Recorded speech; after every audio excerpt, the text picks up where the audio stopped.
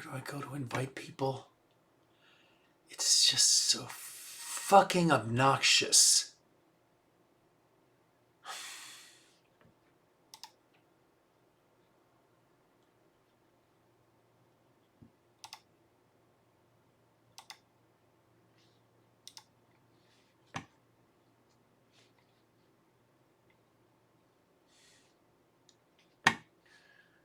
Oh man, it's so irritating. Oh God.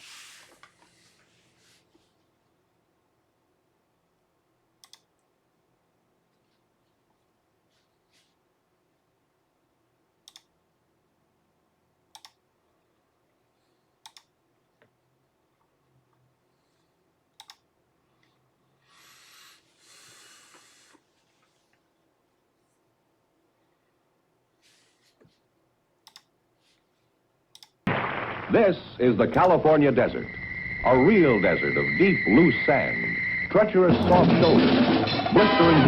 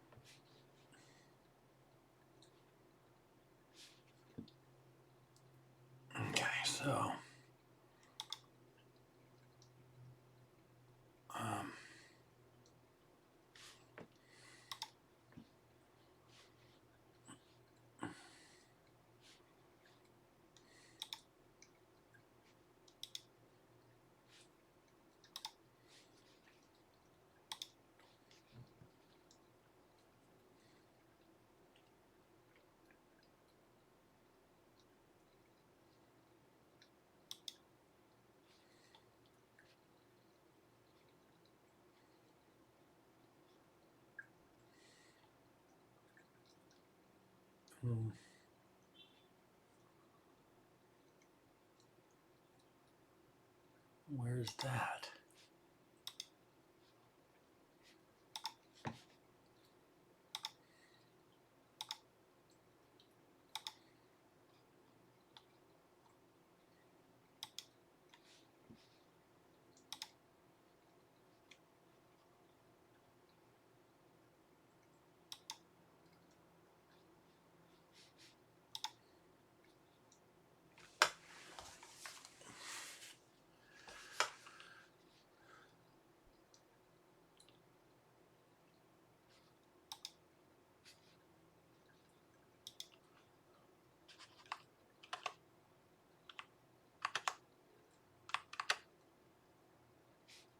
Damn it.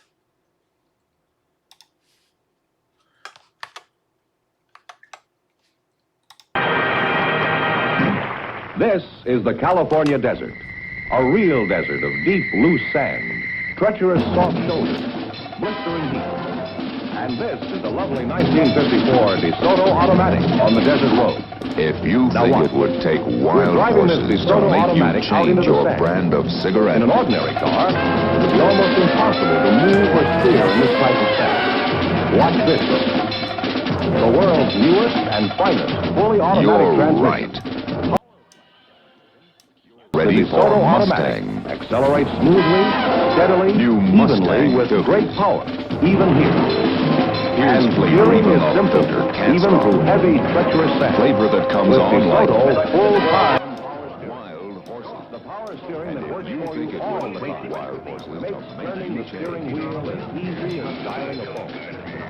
There are hundreds of reasons why You're this lovely right. 1954 You're ready for DeSoto Mustang. deserves the name automatic. Reasons you should discover for yourself. Go to your Test. DeSoto Test. Fleet dealer soon. See and drive the beautiful, stylish, distinctive 1954 DeSoto Automatic. It's available in two full series. The mighty 170 horsepower.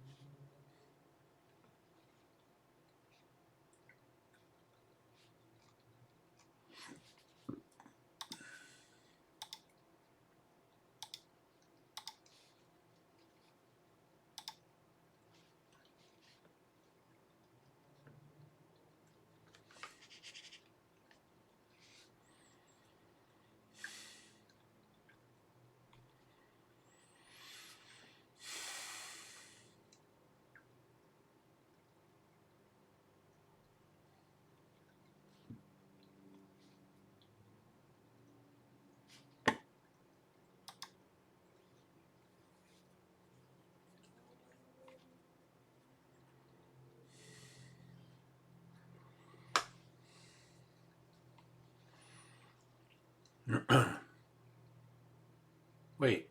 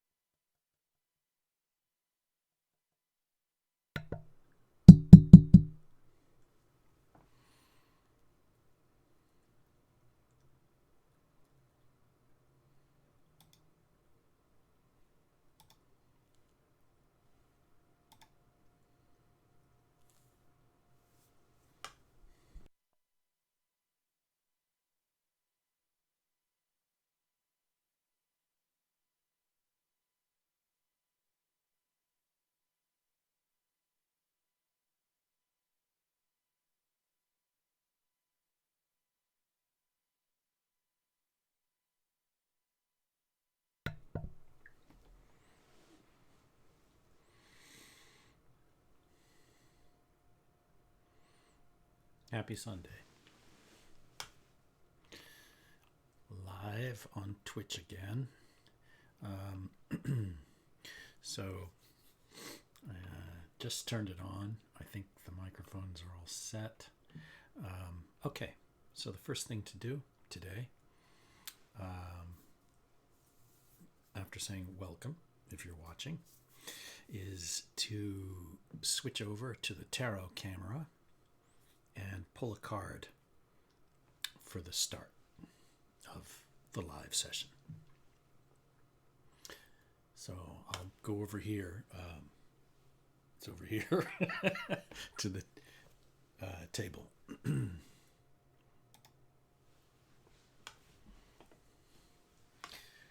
Okay, so hang on.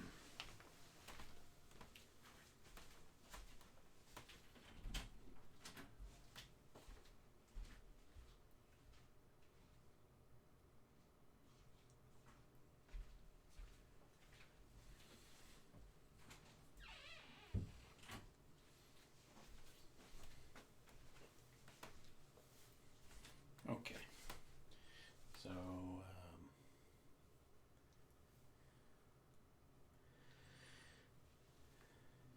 all right, let's do this one other little thing I like to do, which is boom this. Why not? Okay.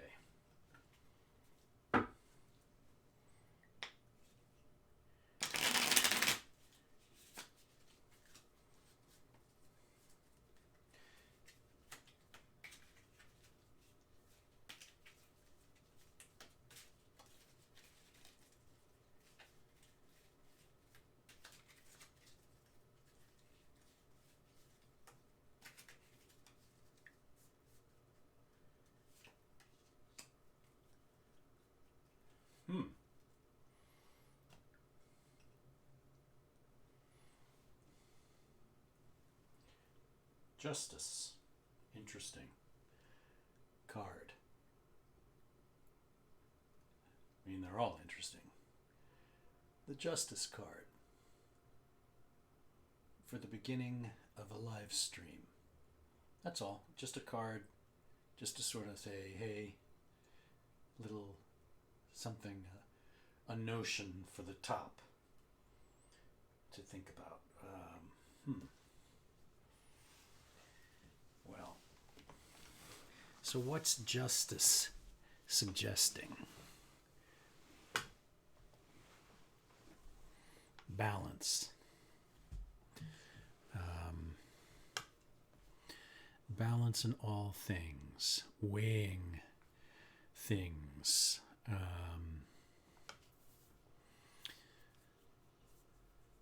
What else is it saying?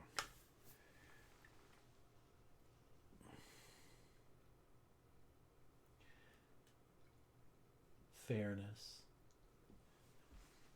That means I have to treat everyone in chat fairly. That means I have to think about how I phrase things when people ask questions. With tarot, I don't make predictions. I don't tell people to do things. I just I make suggestions for ways of considering things, angles to think of things, to look at arguments or problems or goals, and just examine them from different angles that might be of value. So you don't really want to start telling people how to do something in the world. If somebody asks a question in a tarot reading about finances, should I put all of my account A money into an investment that somebody told me was a really great return? and I read the cards and say, sure, absolutely, the cards are very positive about that. I think you should definitely do that. And then they do it, and it's a scam, and they lose everything, and they come back and say, you told me to do that. Well, honestly, coming back to a tarot reader and saying you told me to do something is silly, because you can ask any friend of yours for their advice, and they can give you good or bad advice, and there's nothing you can do about that.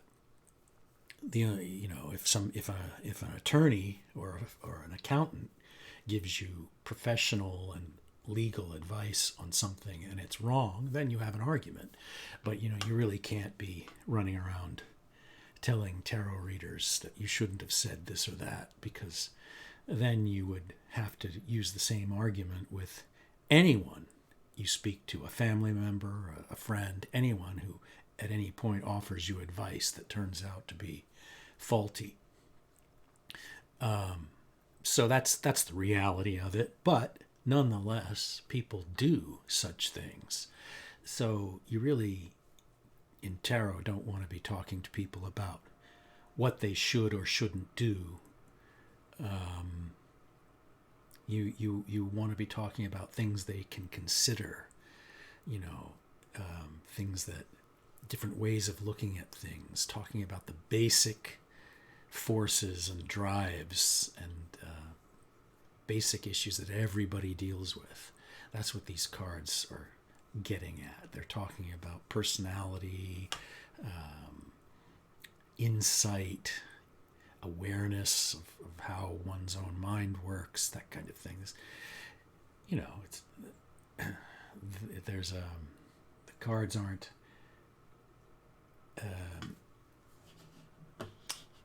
trying to be a professional this or that to give you definitive answers on life choices. It even gets into things like personal issues, like, should I marry this other person? Please tell me.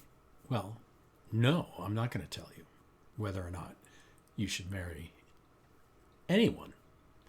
I'm going to talk to you about what the cards are suggesting is going on in general, sort of around that subject, and how they can inspire different ways of thinking about your own wants or perceptions and your own drives. The tarot isn't going to sit here and talk about some third person off in the distance that they have nothing to do with, or I have nothing to do with. The only person I have anything to do with is the person I'm talking to.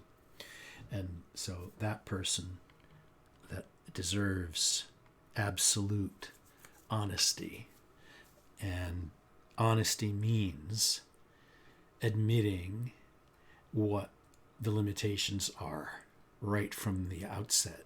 And the limitations are that tarot cards do not predict anything.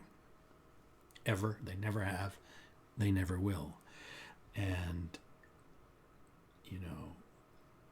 there are all kinds of phrases people put together to imply that they know something special magically.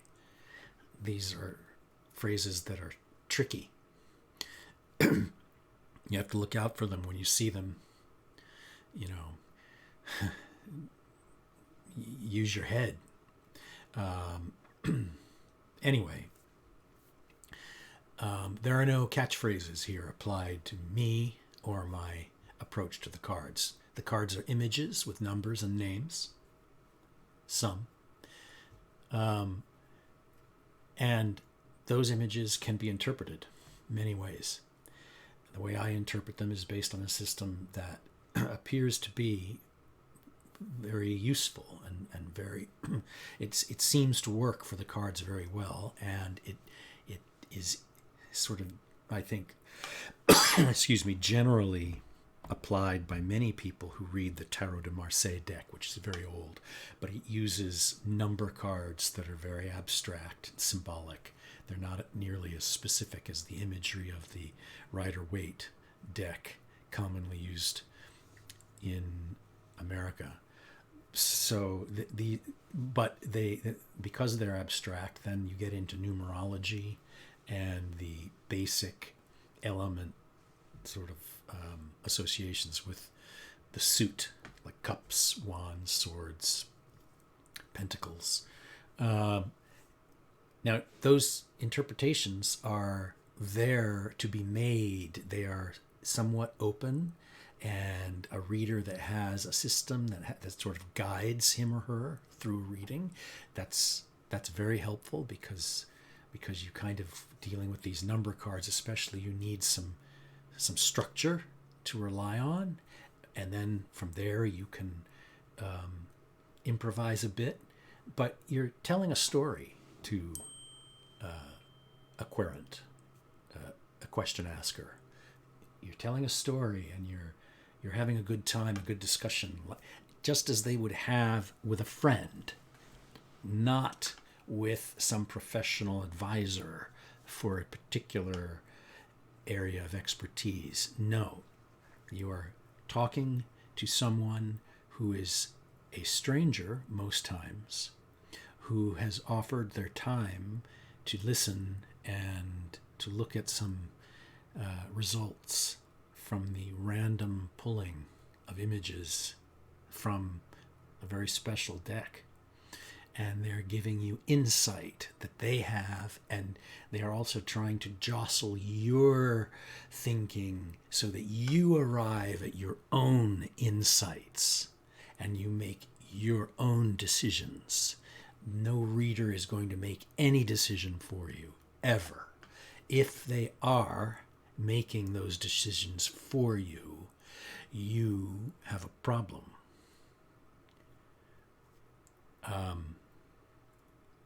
A serious one. And I would recommend reconsidering what you're doing.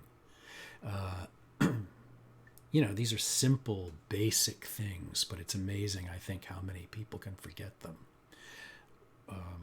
Stress, emotion in life, various situations make us sort of cast around for an answer.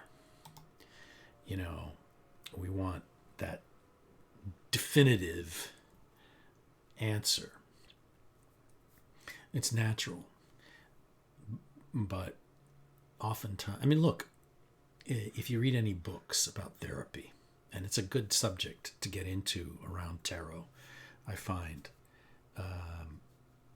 But if you read anything about therapy, or you've ever spoken to someone who is a therapist, there is a sort of a general approach, I think, very common, where they're very hesitant, usually, I think, to specifically make a choice for you, to tell you to go out into the world and do a specific thing.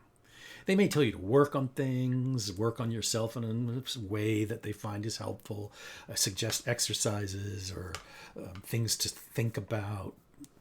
But this suggesting things to think about, suggesting exercises, I think that's what in general therapists and tarot readers should be doing. They should not be telling you, make sure you go and buy a plane ticket and go to the Bahamas and stay there for 14 hours, no more, no less, get on another plane and travel to Paris, climb to the top of the Eiffel Tower and sign that contract that you were offered,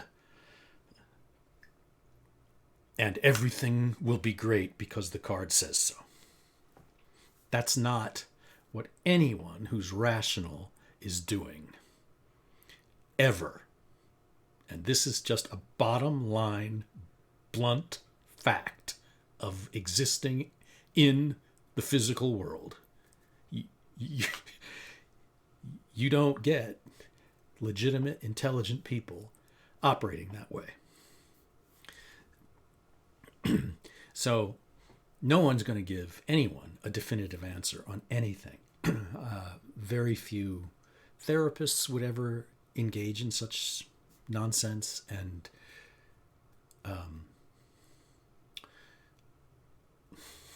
very few tarot readers should engage in that. The reality in that realm, unfortunately, I think is a little bit different.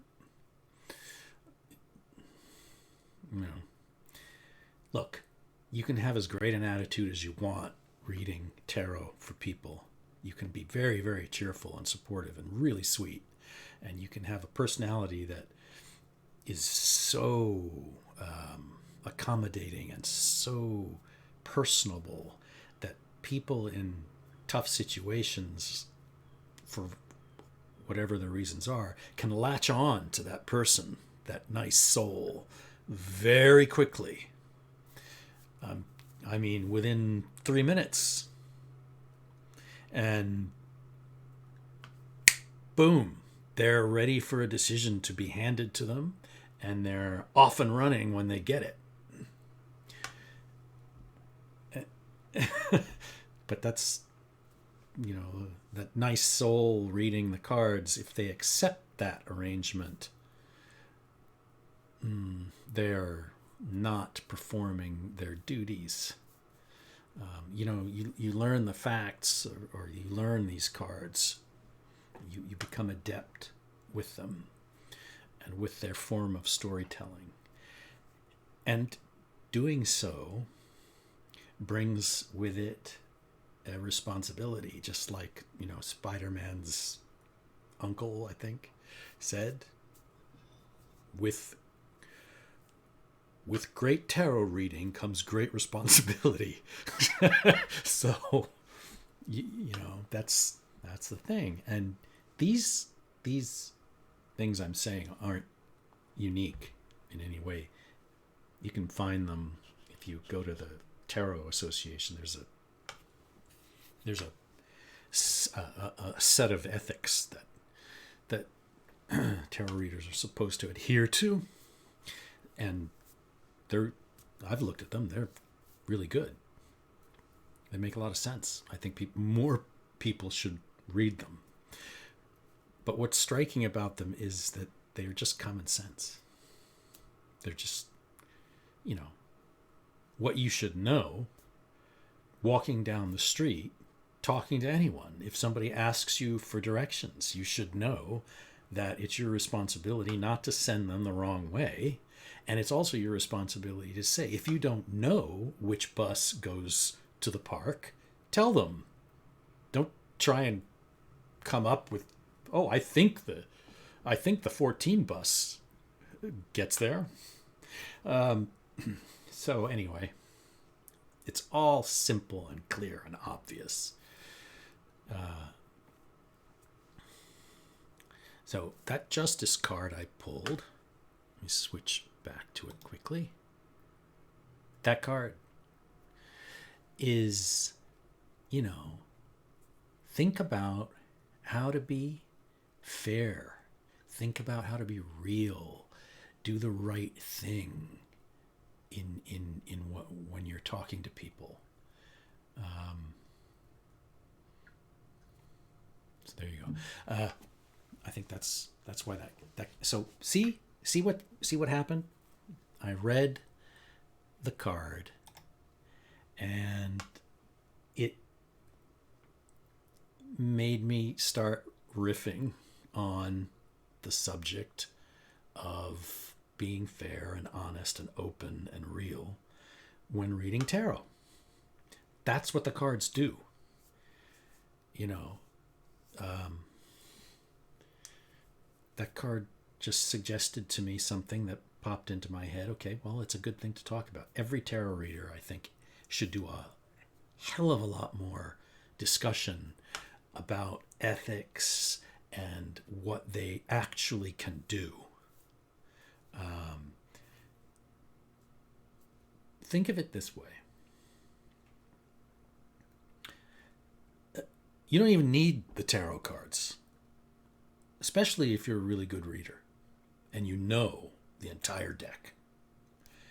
Somebody starts talking to you about something, card pops right into your head. If you pause momentarily to think, what card? Oh, okay. You know what? That reminds me of the moon card. They're talking about a dream they had and a feeling it gave them when they were making their coffee that morning. And bang, the moon card just popped into my head because they said they woke up at 4 a.m. and they had this like weird dream and it got them all like confused. And okay, so what is that moon card's? What is that about dreams and the unconscious? And it gets you going. It gets you thinking. Well, you can have that image without a deck anywhere near you. You can have that image without ever having seen a tarot card in your life. You can just be a person that has awareness of what happens when people dream and what some of these symbols tend to suggest in dreams, and you just start talking with your friend or the stranger, and you just offer your insight. That's what you're doing. You're offering your insight. And the images are there as sort of a shared a touch point, a touchstone that two people who don't know each other can, or even if they do, but there's a shared focus that it's the building block of a story. And it's like each card is a little chapter in a story. So you do a 3-card reading, you got a little 3-chapter story. They're just signals to the mind. And okay, well, now I'm on that aspect of the human condition or the personality. I'm on the aspect of the Sun card. What does that suggest about the personality and about a situation or an approach? That's what the cards are doing. They're functioning as touchstones that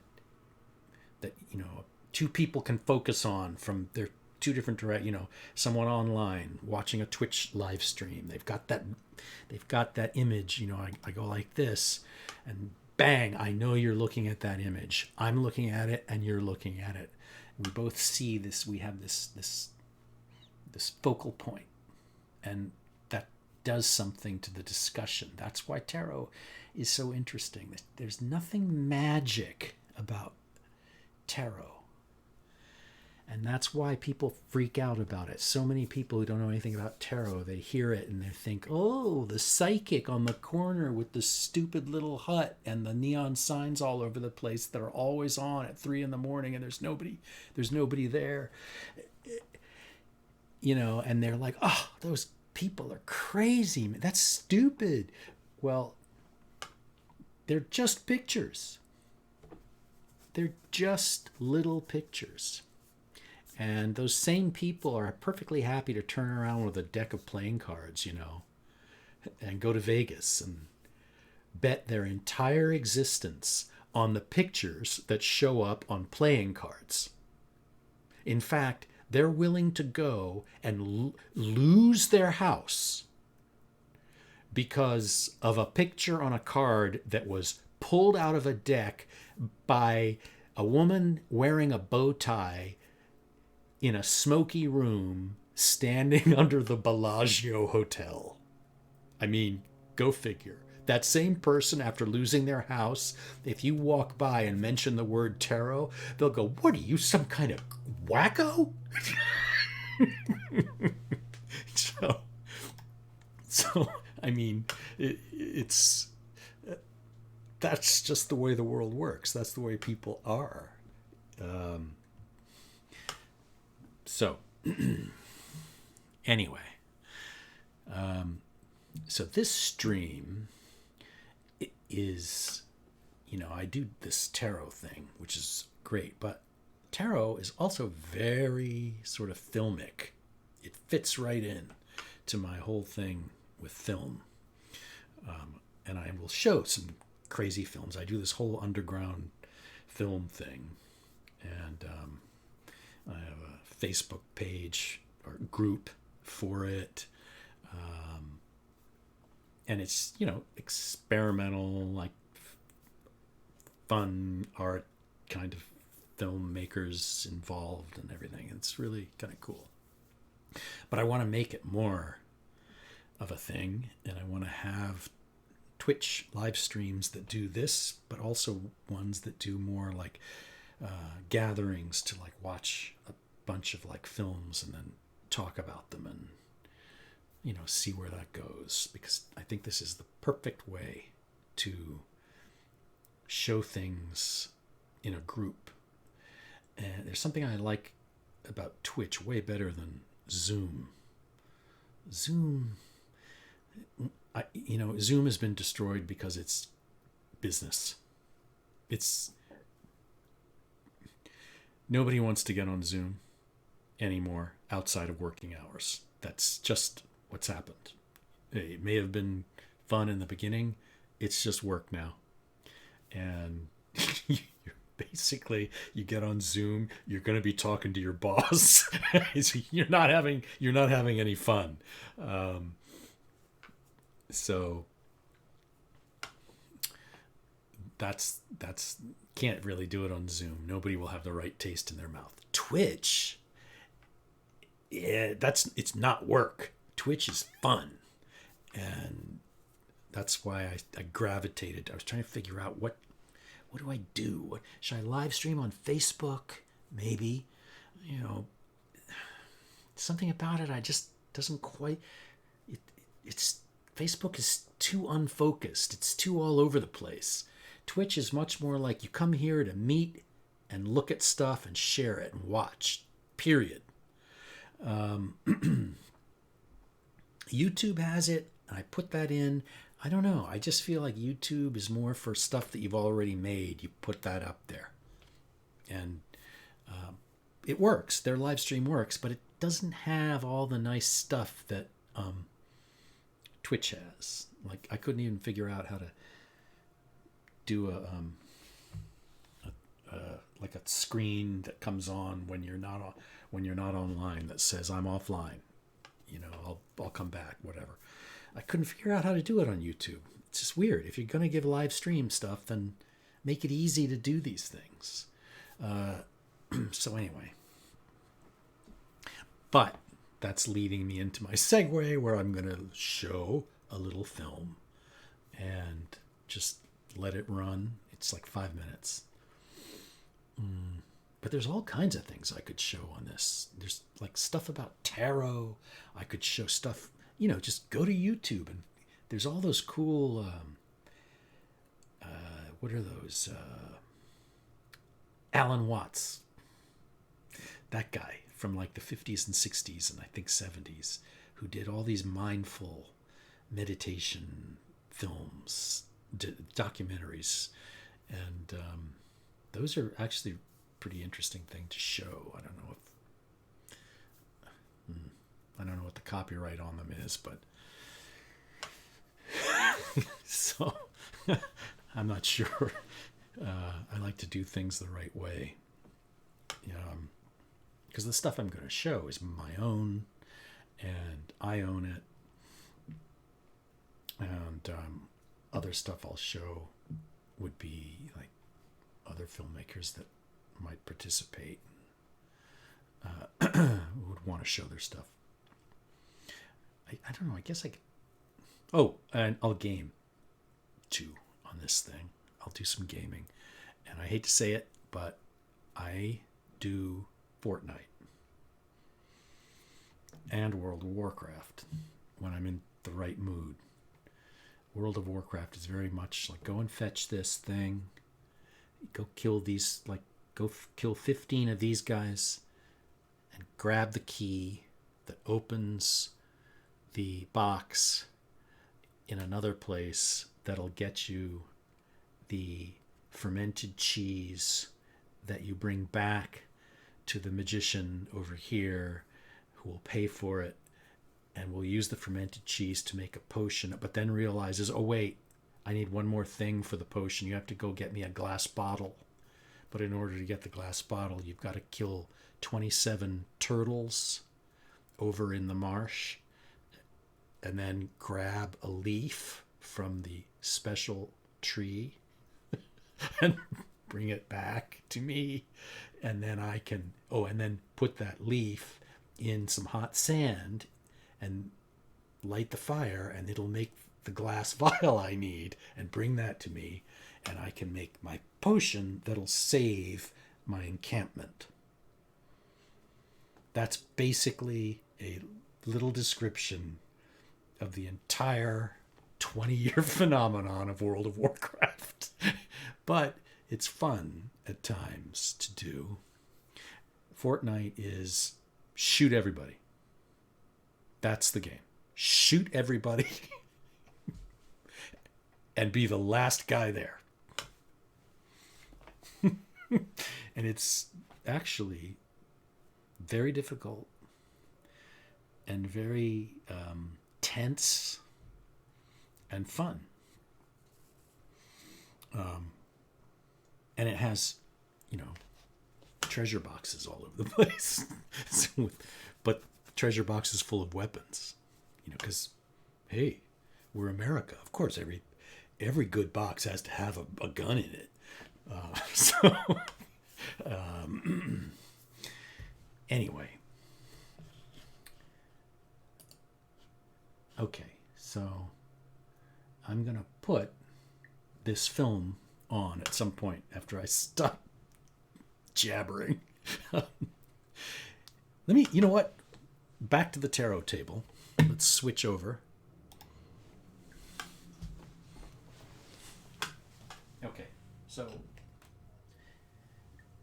this card was for the reading, okay? I mean, the reading, the live stream. It was for the live stream. Just to sort of, let's just fire off the stream with a card that starts a little discussion. Okay, here. This one. Oh. Wheel of Fortune. Wheel of Fortune.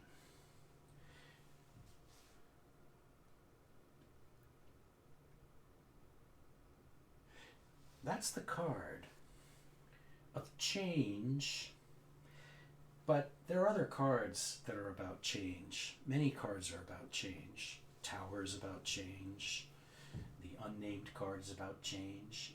But they're about change in different ways, different kinds of change, degrees of change, but also sort of what surrounds change. And this card has a quality of suggesting, it's got a device on it. It has this,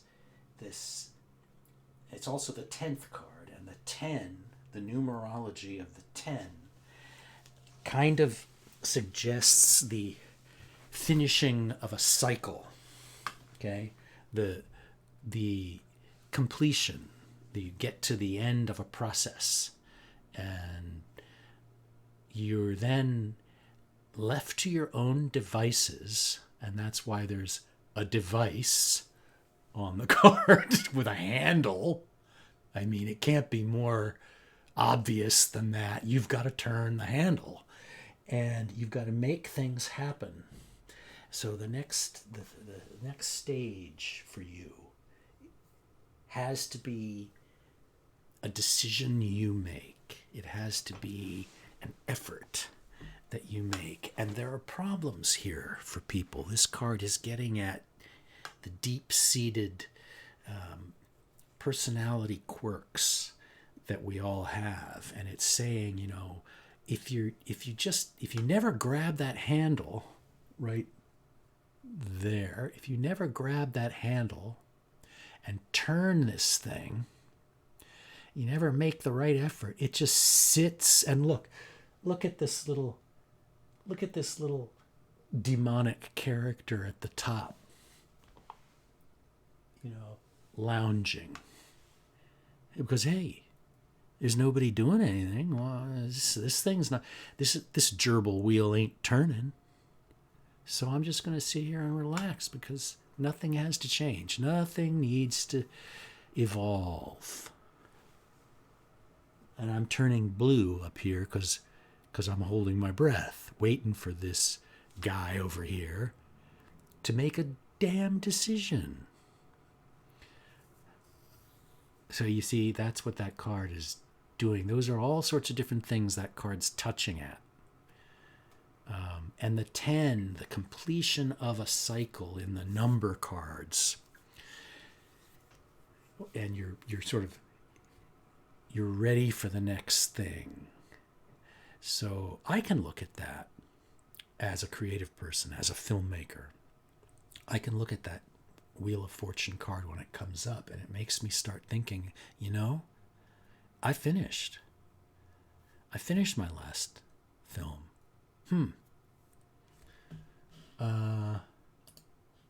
It's great and everything, and I've watched it 247 times, and I'm really proud of myself. But I need to do something else.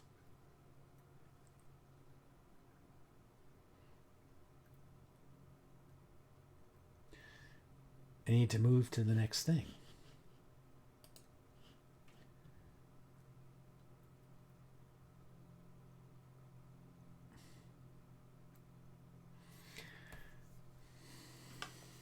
So, that card can say to a creative person, you're not going to look at that card and talk to a creative person, filmmaker, a writer, a performer, whatever you've got, an artist, a painter, a musician. You're not going to say, oh, this card means that you need to go and talk to your production studio and tell them that you're not doing the project they told you you're doing. You're switching over to this other thing that you'd rather do. And you go in there and really stand up for yourself and make a big stink.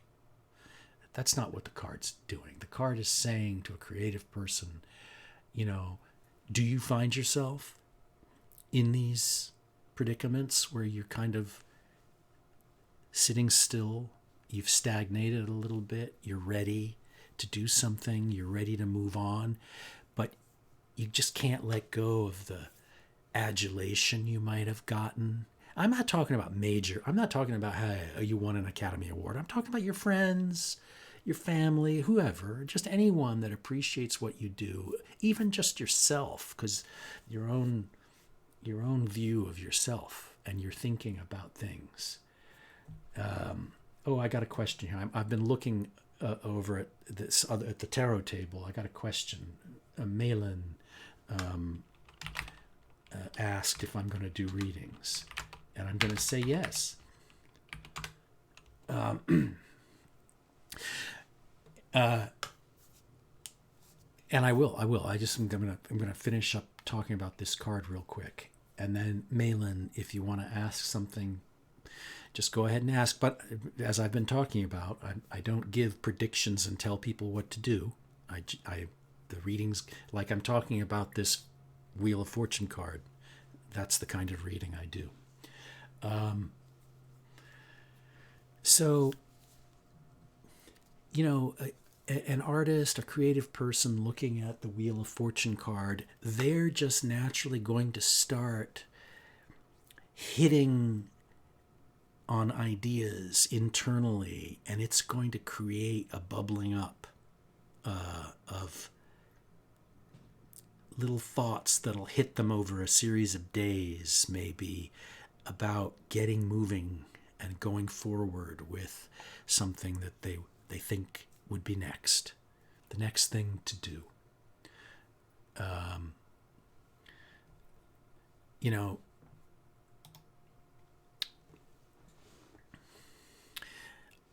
And for some reason I got onto the creative people thing with this card, but that's because, see, one thing leads to another, and that's how tarot works. It was talking about showing a little film on here and how to use Twitch to show films, and then pulled a card based on the idea of showing a film, and the card is this Wheel of Fortune, and it's saying to me, I'm taking myself as a creative person. I mean, creative person. Everybody's a creative person. Just because I worked on something relatively recently and, want to go to the next thing. So how do you do that? How do you move away and go? How do you take the plunge into something that's, is going to be hard?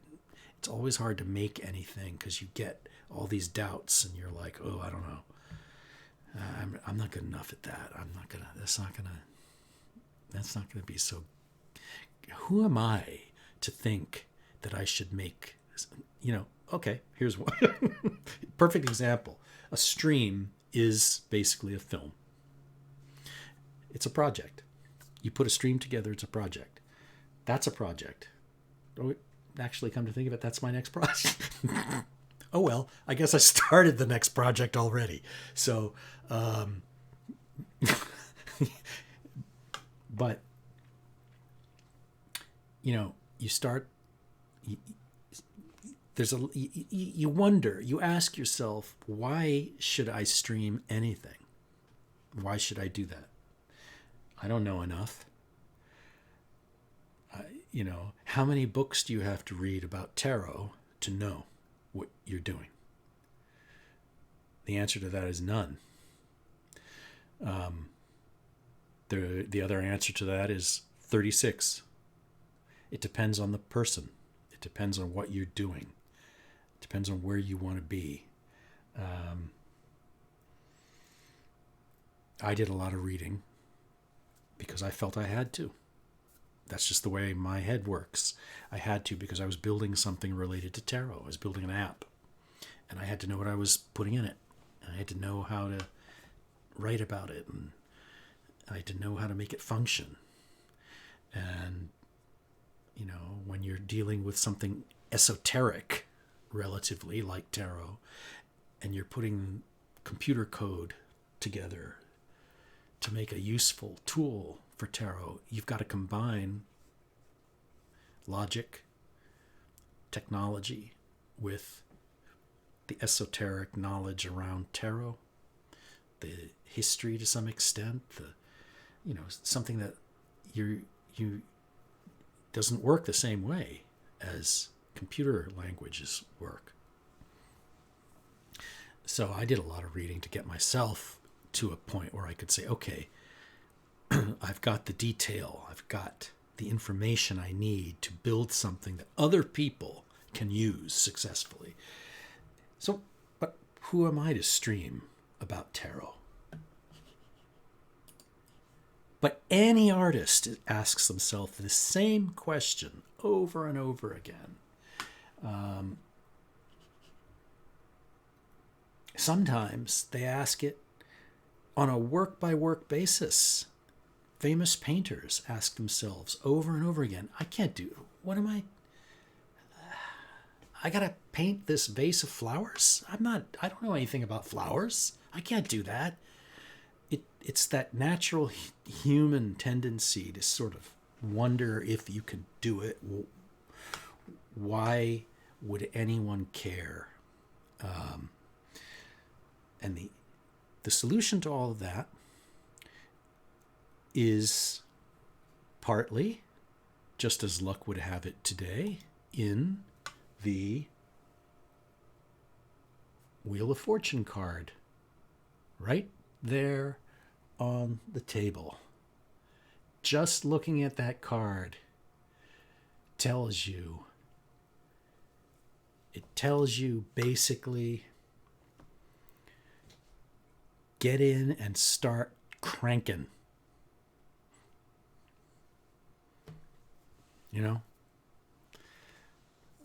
Simple. It's simple stuff. It's just dealing with that human nature. So they call it the inner critic. The inner critic. So you're an actor. Okay? And you're getting ready for an audition. And you've got your sides. They used to call them sides, with this little scene or something that they want to see you do in front of a camera or something to get a job. I'm telling you, man, actors, they have to get past that, am I going to be good looking enough? Do I look cool enough? Oh, I'm not nearly hip enough to do this. No way. They're not. No way. That little inner critic voice. I'm going to go audition for Shakespeare in the Park role. And that inner critic's like, do you know how to do a British accent? Well, first of all, you don't have to do Shakespeare. You can do Shakespeare like this. You can talk like this and do Shakespeare hell of a lot better than the Brits can. But anyway, so the inner critic is there, and every endeavor, for most people, there are some people that, man, I don't know. I don't know how they get around that inner critic. I read a story, though, about Elvis Presley. I was listening to Elvis Presley on the radio, and I remembered reading something about Elvis Presley when he was starting, and he went into a studio, or he went into Sun Records, I think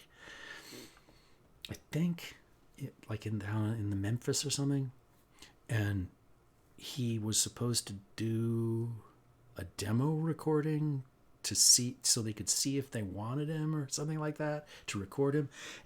And he did some song, and apparently when he was done, he got yelled at by the guy that ran it or something, who said something of what I remember reading, something like, hey, really?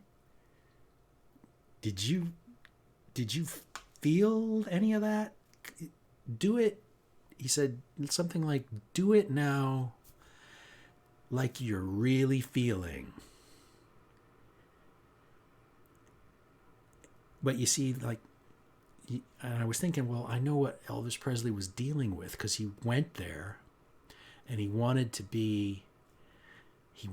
get the gig. And he probably was doing what a lot of people do, which is trying to think of what they wanted to see to give him the job. So he was basically dropping back on his inner critic, who was giving him, saying, okay, Sonny, I'm your inner critic. Okay, here's you have to strategize now. You got to be clever, because these guys, they're professionals and they've seen the best. So you've got to be the best. You've got to be up there with the best. So you got to do, this is what they look for. This is what you got to hit. These are the things you got to do. And then if you hit all 5 of these things, like I'm laying them out for you back here behind your forehead, I'm laying them out for you, that you'll get it. And so he goes in there and he's like, and he tries to hit those things.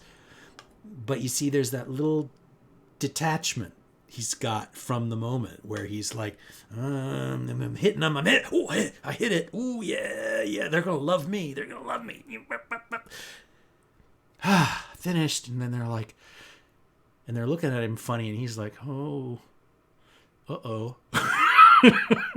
Well, that's because they don't really, the good ones, the good professionals, actually, they don't give a damn what marks you hit.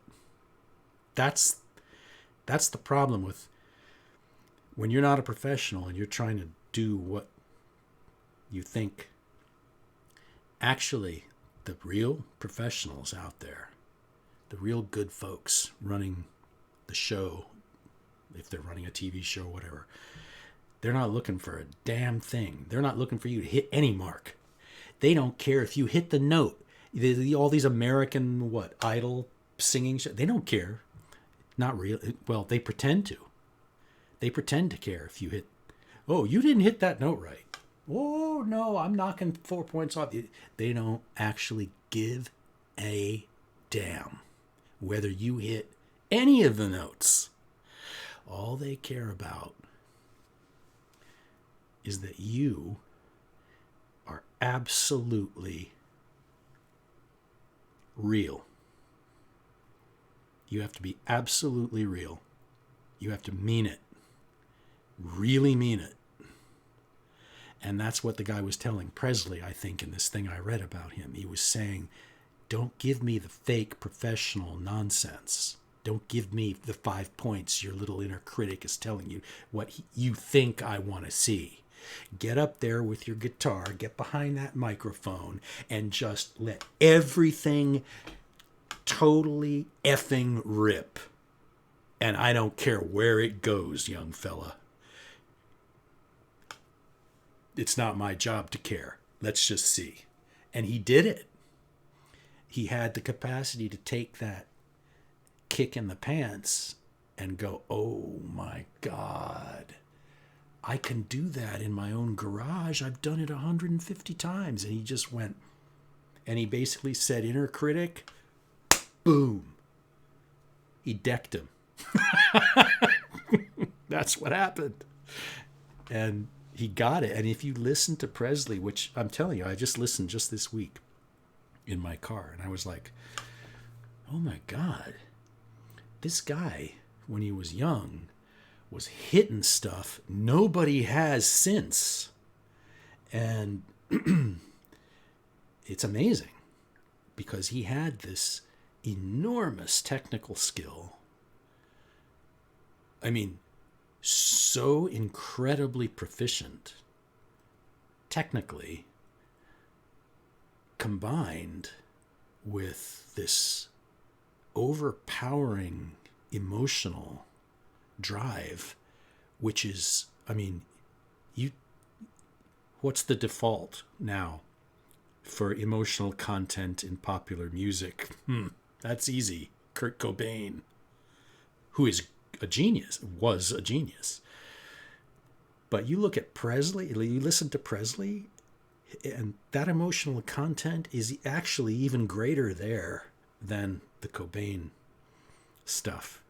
It's vast. And that's what happened in that little story with his studio. When he, that's what I think that story was about.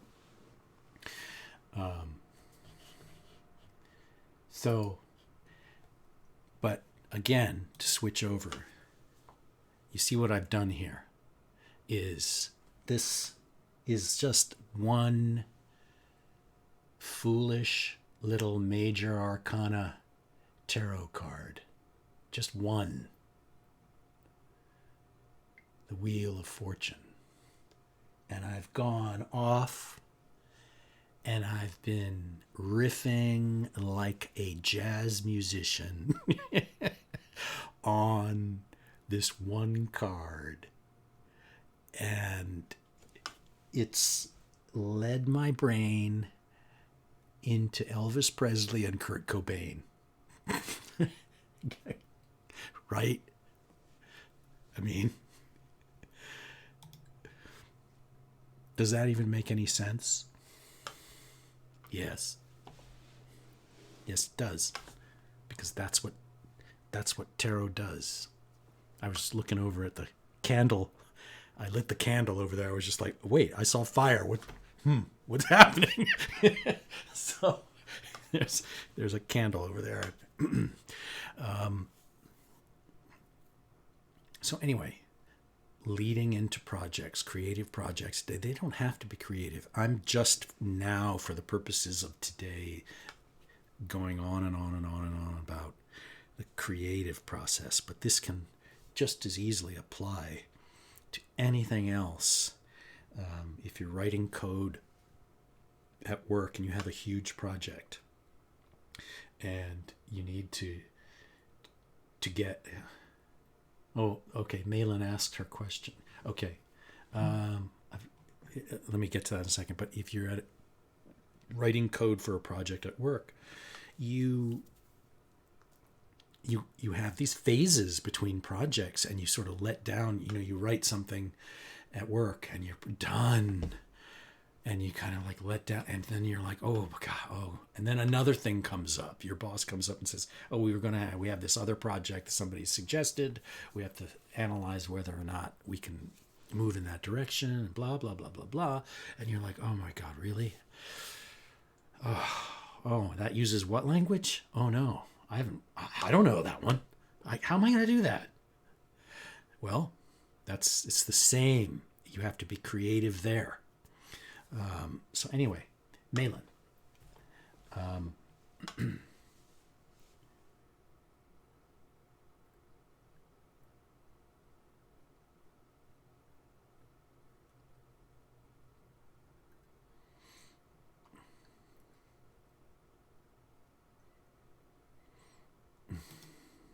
I'm thinking about what Malin is saying in the chat.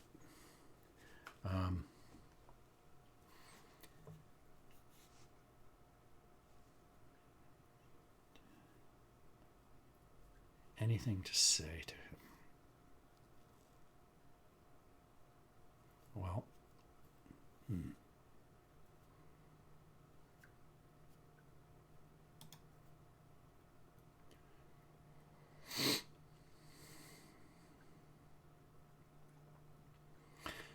okay.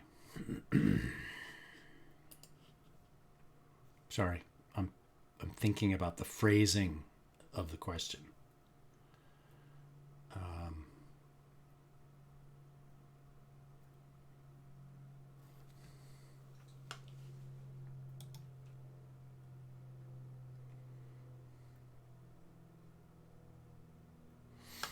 I'm gonna, let's see,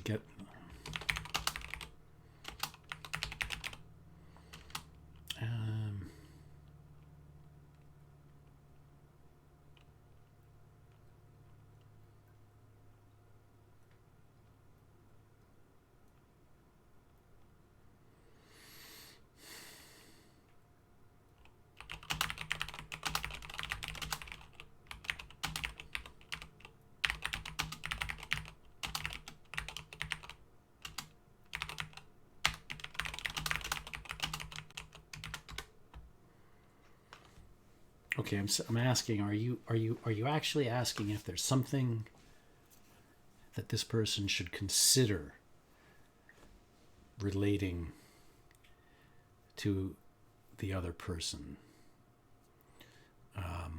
So what I like to do is get at what the actual asker, which is Malin, is trying to figure out, the actual issue there. Instead of looking at what a third and then a fourth person is trying to do or say, the important aspect of anything with a tarot reading is what the asker is examining, what the issue, the concern is. So that's what I'm trying to get at with this question that is being presented. So what's the real sort of fundamental concern that you, Malin, have?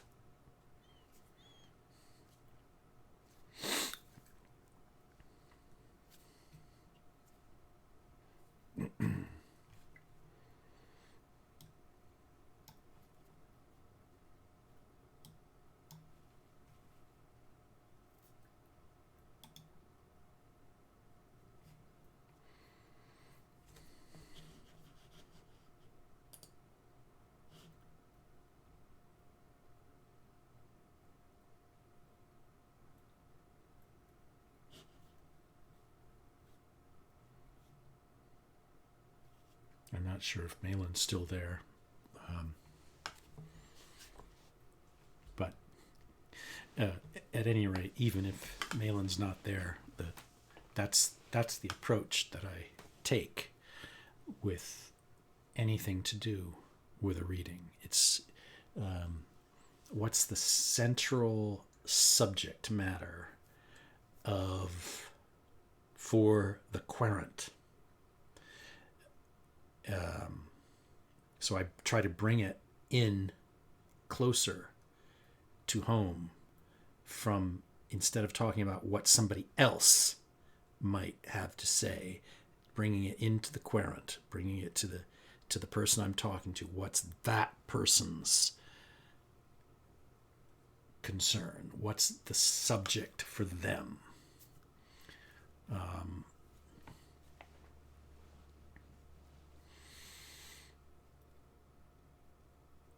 So I would never really want to say whether or not a fourth person has something to say specifically to a third person. I would need to figure out what the person I'm talking to, what their what kind of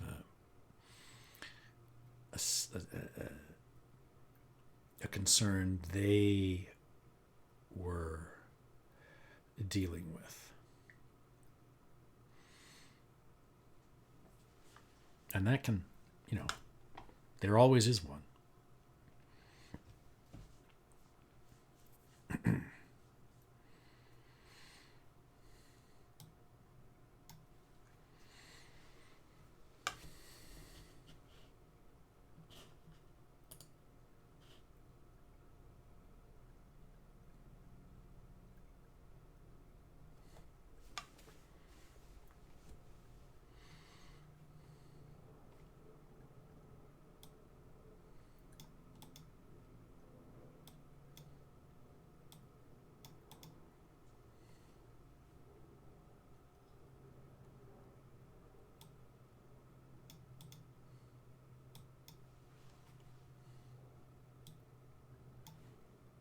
Okay. So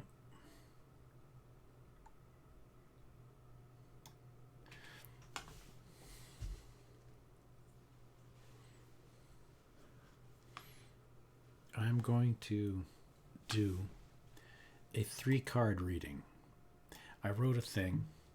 I can do it on the tarot table, but I'm going to do it actually I'm going to show you something maybe of interest.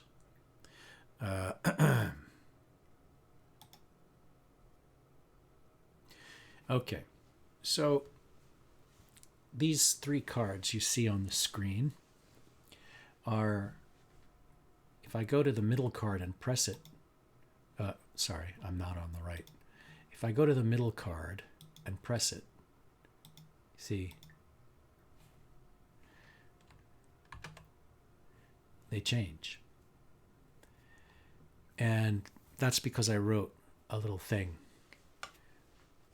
on the web that does random shuffling for 3-card readings every time I click the center card. So I can just go and click it over, click, click, click, click, click. See? It's completely randomized. Just like any randomization would be. So I can do a quick reading here. And what I'm going to do is say, okay, let's do a reading just for all of us to consider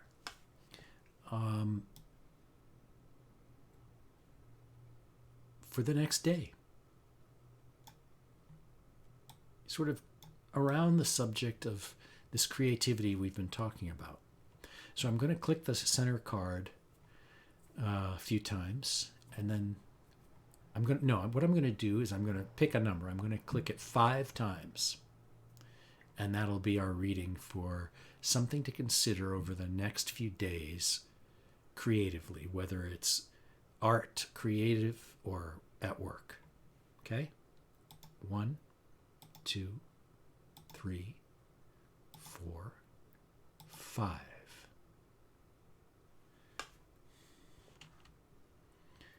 Okay.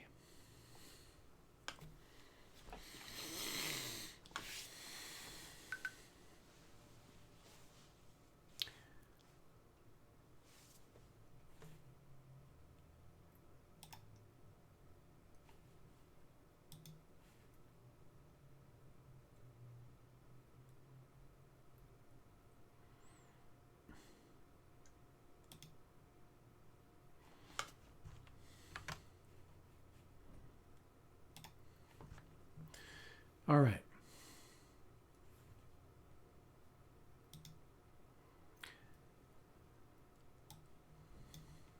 The left, the Seven of Pentacles. That's the earth, sort of physical realm. And it's basically our sustenance, our the way we support ourselves, the way we take care of ourselves physically, feed ourselves, work, all that kind of effort, tangible things.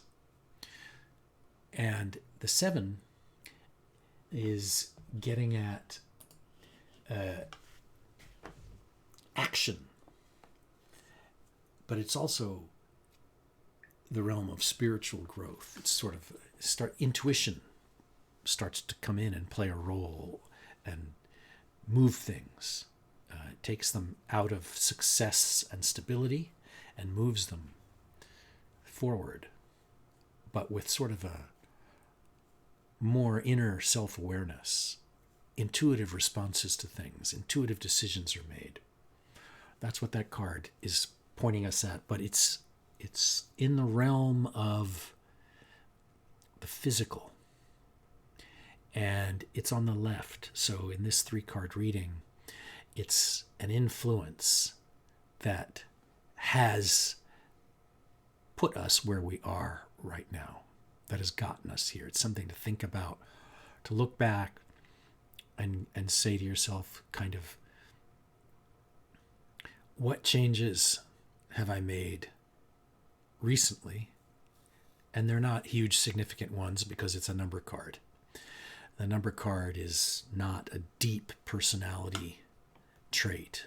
These are very sort of temporal, temporary conditions. They come and they go. They're the daily ups and downs. So what is this card? You know, this change, you know, something I've become a bit more able, or I perhaps have gained insight into how to deal with people maybe at work or other people involved in my projects, and I've made some changes, and I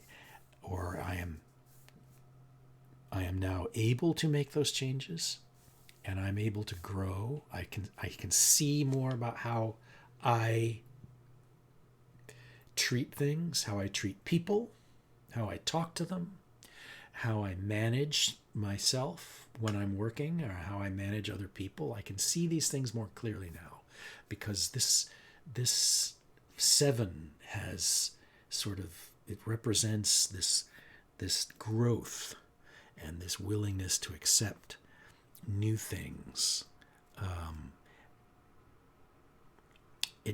It's sort of the sign of healthy change that's a bit unsettling, but it's got an unconscious component because of that 7.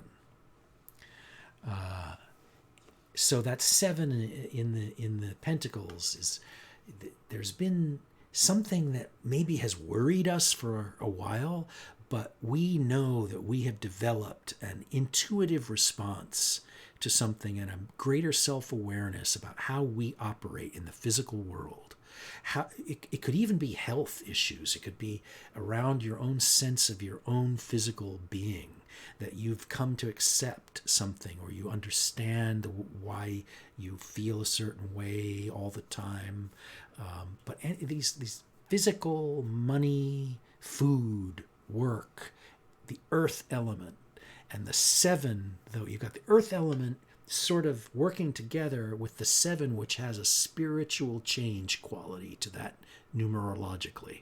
And that's why I like this deck so much, is the abstract number cards. This card isn't nailing down an image for you. It's telling you you have to fall back and rely on your numerological sense.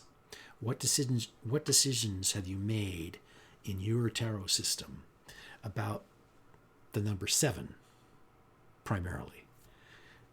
Most people accept that the pentacles are an earth-based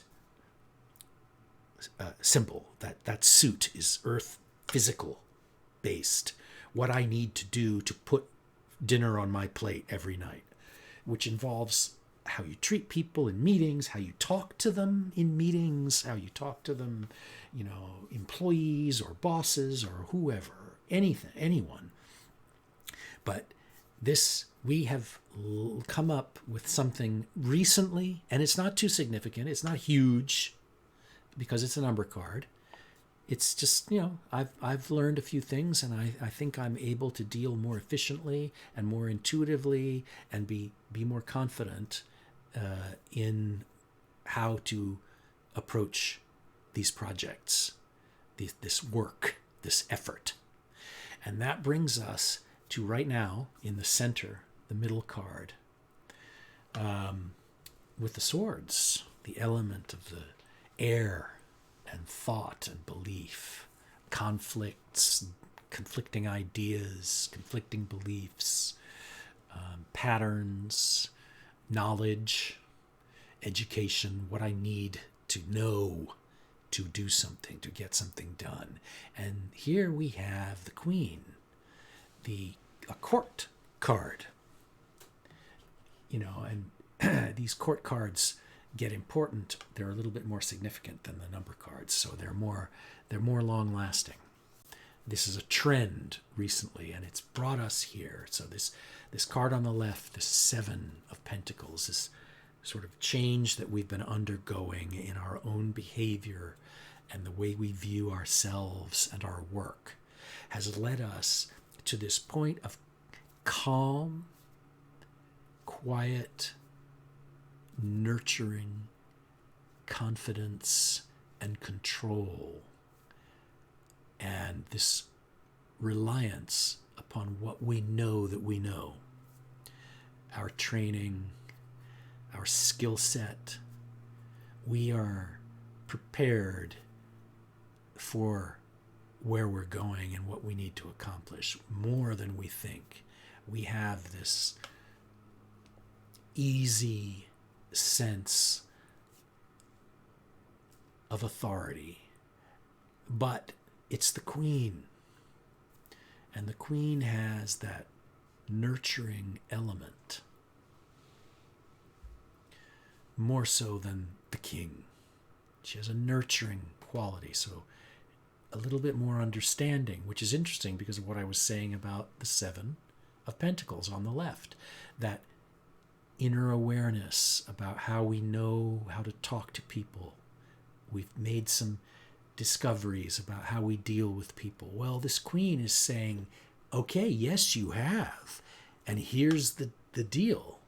Dealing with people isn't that hard if you nurture them and support them. You give them that sense of value that any mother gives a child. That doesn't mean you treat people like children.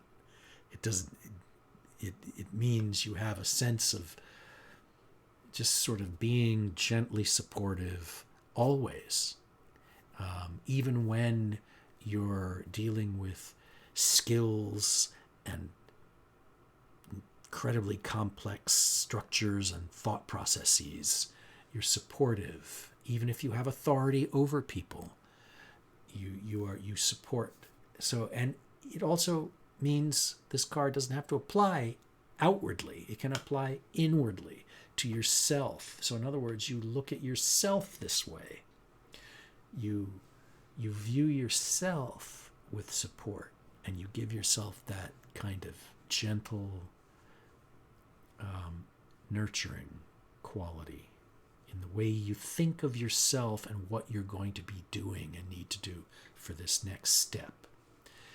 And then that energy for you leads you to the right, which is what to bring in the upcoming days. So you want to bring this Queen of Swords approach forward. And what does that lead us to do, to think about in the upcoming days? Well, you've got the cup suit here, the emotional component, love. You know, you have a great deal of feeling. It's another court card. It's another longer term influence. And it's the knight, the young, aggressive knight, the active part of any situation, the part of you that wants to get out there and do it, just accomplish things. You have a sense of going forward boldly, sometimes a little too much so.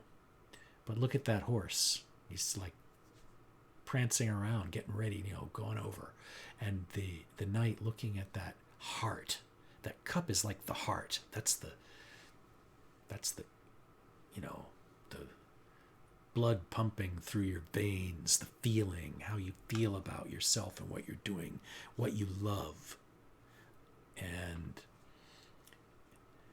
he's focused on that. And that means that you've got your Queen of Swords there with her knowledge and control, her authority, her nurturing spirit. And that leads in to, literally you can say with that card, pour your heart into it. Take that cup and pour it right in to what you're about to do. And go into it because your heart's there. You're in it. Put your soul into it, and that will lead you through. That's not telling you how things are going to turn out. That's not telling you exactly what to do. It's just saying that anyone who takes these skills and this new self-awareness and awareness of how to treat people and projects and work, and uses one's innate abilities and one's accomplishments and skills and puts all that knowledge to work calmly and with a gentle, nurturing spirit to help everything grow and improve, leads to an effort that is coming from your real self. Elvis Presley singing his song with real feeling. It's the same thing. Sing the song with real feeling. That's what the knight on the right with the cup is telling us. I'm glad that card came up because it fits the Elvis Presley story I told a few minutes ago. Do it for real. Get in there and cut it loose and do it from your real inner self, from symbolically, meaning from your heart. And that is our 3-card reading for the creative sort of endeavors in our lives over the next week, let's say. The intention of this reading was to be just sort of short-term thing to think about. The knight with the heart cup. And that is a real expression of, don't do it mechanically. Don't do it the way you think people, think it should be done. Use the knowledge and skill set from the Queen of Swords. Rely on that rational part of yourself. have the belief in yourself there, and use all of that foundation and skill to really make an effort from your real, true inner heart, whatever that your project may be. And these cards are telling you nothing you didn't already know about anything that you do. I would say even watching TV, you should do it for real, from your heart. You should really pay attention. You shouldn't just sit back and... You should pay close attention to everything. If you're watching television, I don't care what the series is. Look at how it's done. Look at how even if it's a cartoon, how's it drawn? Look at that. Look at how the artists work with the lines there. Look how they make this look funny. Look, this is great voice acting. Look at, oh my gosh, great, oh, that's a great joke. Oh, wow, what a little scene. Really look at things. That's what that knight on the horse with the cup is saying. Be active. Be an active participant in everything, not just your projects, in everything you do. Look at things actively. Look at them. Look how he's looking at that cup in that card. He's staring at that thing while he's riding his horse. So maybe he's not taking my advice, but he's not looking where he's going, but he's trusting the horse. The horse is guiding. He's looking into his heart. And he's basically saying symbolically, I do everything from the heart. I look at what my heart wants. I look at what I truly want, what I'm truly after, and that's what I do. When this horse gets me somewhere, it's because the horse knows what direction my heart is pointing me, and I'm going to act from my true inner self when I get there and on the way there. That's what that card is doing. It's really interesting how these things work. So, well, Malin didn't come back, so I think Malin may have wanted something. I don't know. Who knows what happened, but I don't have a specific question. So I'm going to just show a little film. Basically, I'm going to take a little break and I'm going to show a film, kooky. And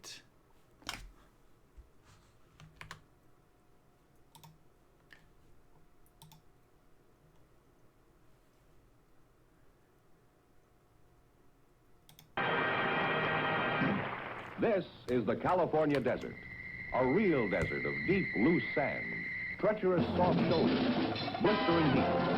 And this is the lovely 1954 DeSoto Automatic on the desert road. If you Now think what? it would take We're wild driving this horses to DeSoto make you Automatic out into change the your sand. brand of cigarette, In an ordinary car, it would be almost impossible to move or steer in this type of sand. Watch this, though. The world's newest and finest fully automatic you're transmission. right. Power flight transmission. You're That's the ready for DeSoto a Automatic. Mustang. Accelerates smoothly, steadily, New evenly, Mustang with filters. great power, even here.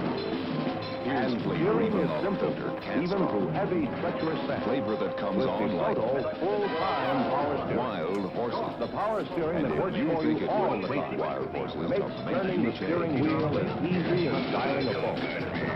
There are hundreds of reasons why this lovely 1954 You're ready for a DeSoto Mustang. deserves the name Automatic. Reasons you should discover for yourself. Go to your DeSoto Plymouth dealer soon. See and drive the beautiful, stylish, distinctive 1954 DeSoto Automatic. It's available in two full series, the mighty 170 horsepower Firedome 8 and the brilliant PowerMaster 6. Convince yourself that with you, DeSoto puts you ahead. Automatic. Base communicates a strong explosion in the sector HF203. and the zone is not isolated any longer. The radar sentries report that no flying objects have left Earth's orbit, while an aviation scout has seen large metal segments scattered here and there on the ice The field. Pony camera makes you feel like an expert, even if you've never taken color slides before. The result? Big as life pictures in glorious color. Ask your Kodak dealer to show you the color slide camera David and Rick use. Kodak Pony camera, only $26.75, or as little as $3 down.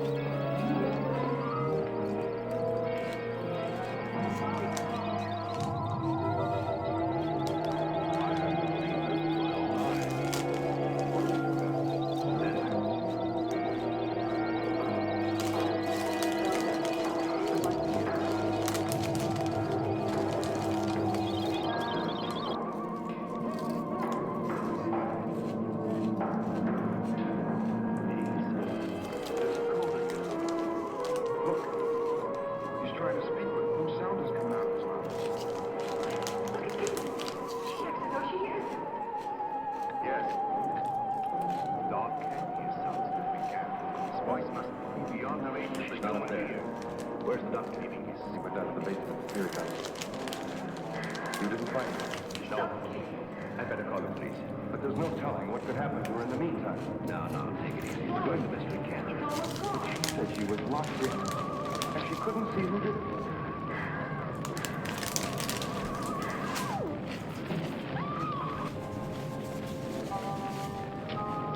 We won't keep these lights anymore.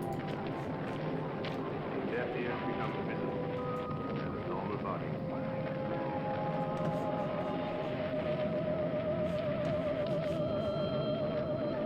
I don't expect very much of you.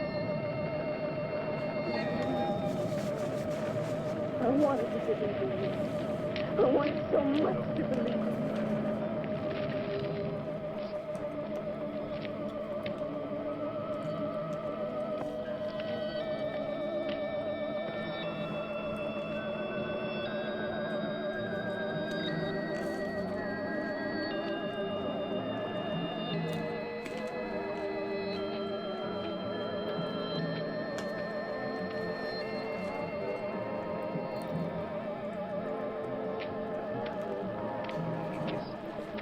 Evaporate.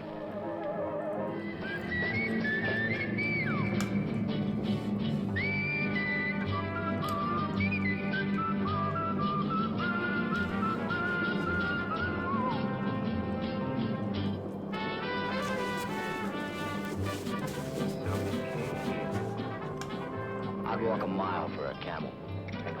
This little demonstration was strictly for smokers who never tasted a Camel cigarette. Camel smokers, you know what we mean. You other guys, start walking.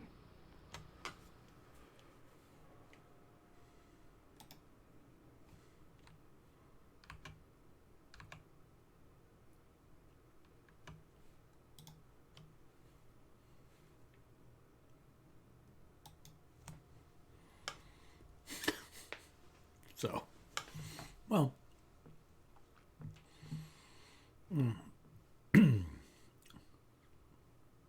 weird film. So, anyway, that's the whole purpose. Film like that is sort of unconscious. It's not kind of like abstracted, you know. Fits. It works with tarot, I think. Okay.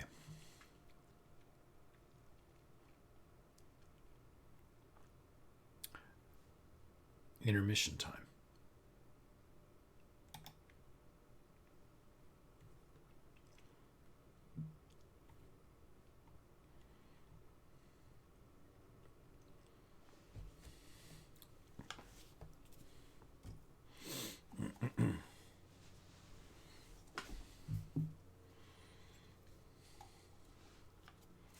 Be right back.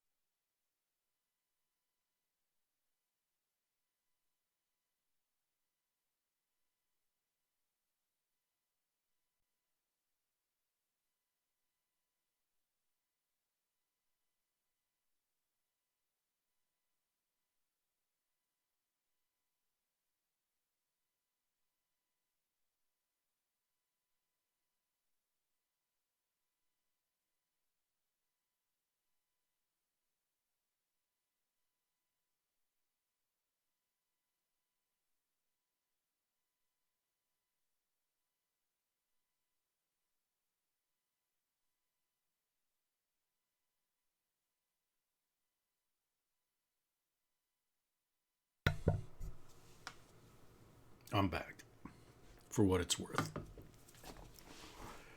Okay.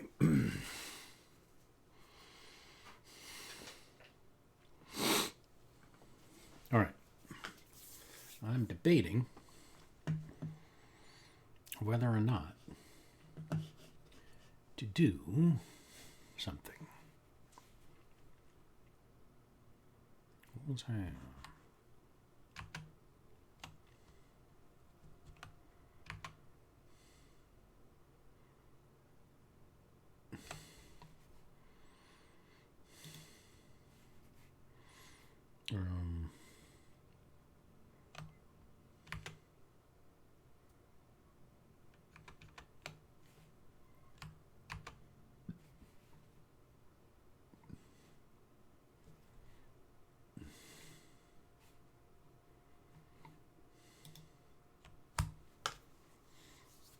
Okay.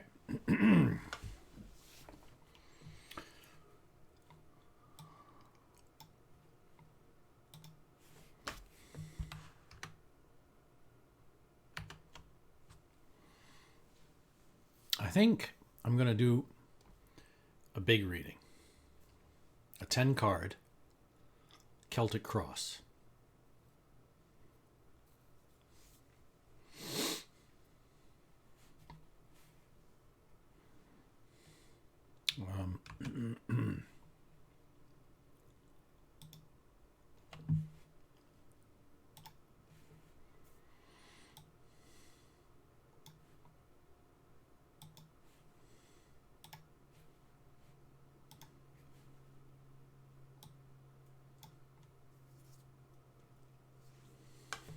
Okay.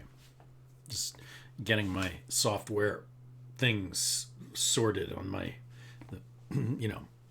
this is the second time I've done this stream, and I'm still finding the best layout for things so that I can, switching between the cameras and all that stuff. All right.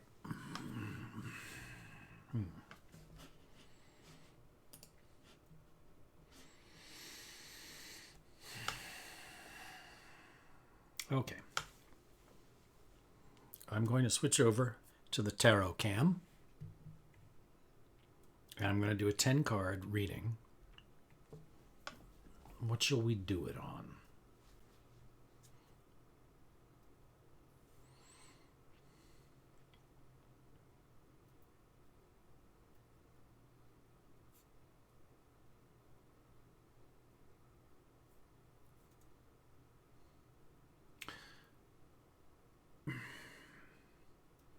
Why don't we do it on...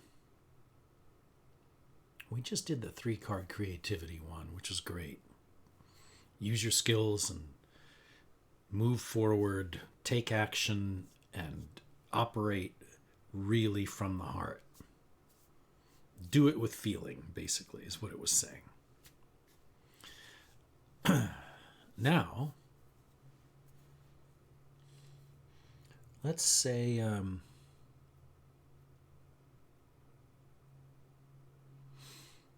Let's do a 10 card Celtic Cross reading for work, because of these uncertain times, these times that have been under such stress with pandemic and all that stuff.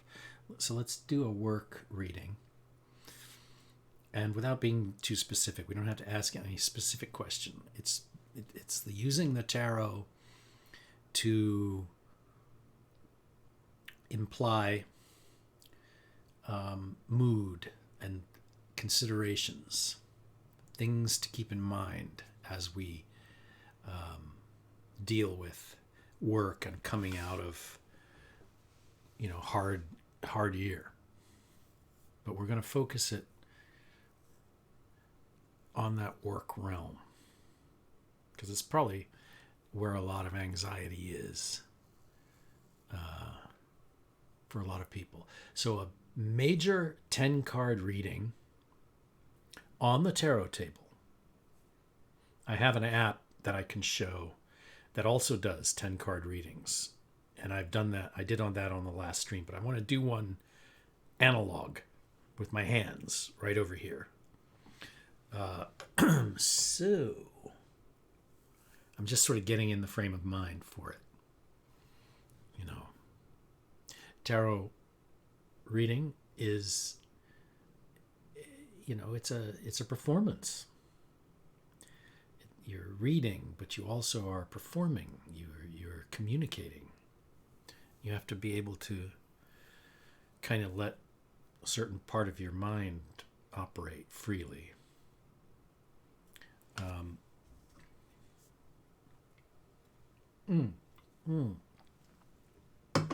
I forgot to do one thing. I'm going to switch you over to the tarot table, and then I'm going to go. I'm drinking this cherry stuff. I want to get another drink ready because I get thirsty because I'm babbling constantly.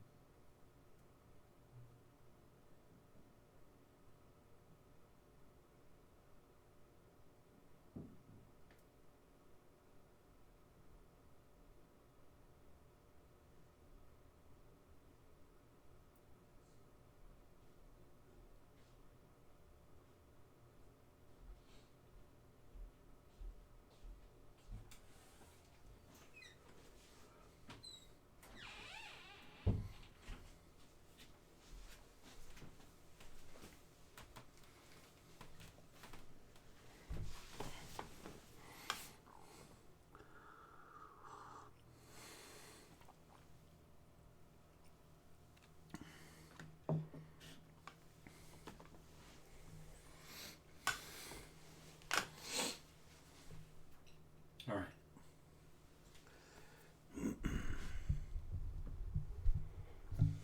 So,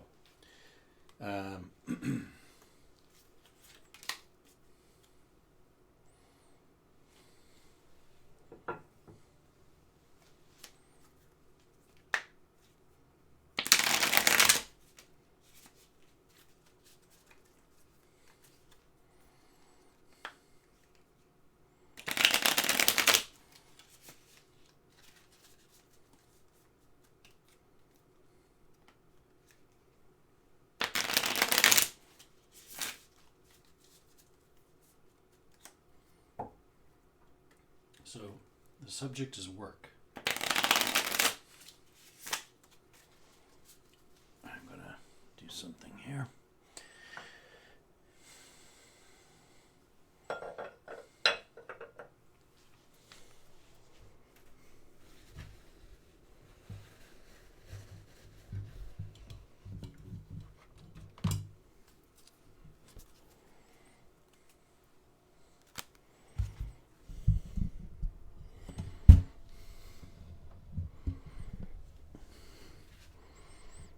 I'm moving the mic so that when I stand at the table, I can be heard better. Okay, the mic is moved. I think we're okay.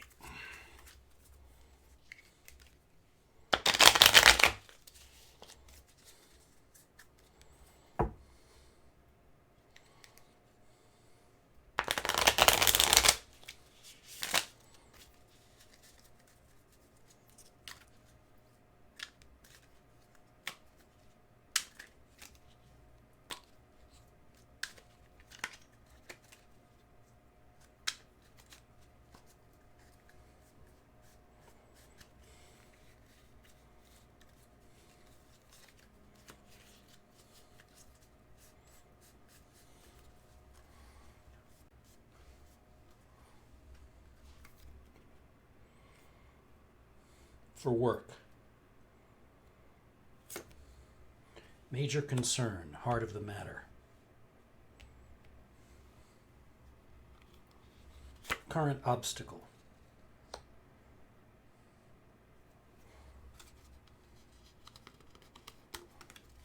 Root cause, inner factor.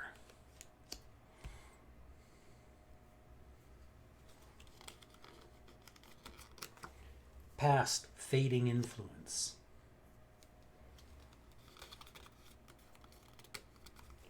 Conscious intention, self-advice.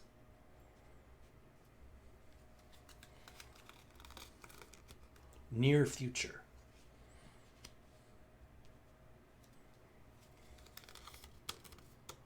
Outer, social influence. And instead of putting these cards in a line, I put them on the four corners.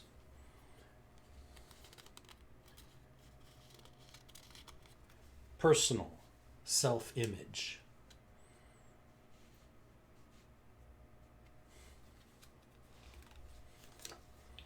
Hopes and fears. Final outcome. Okay.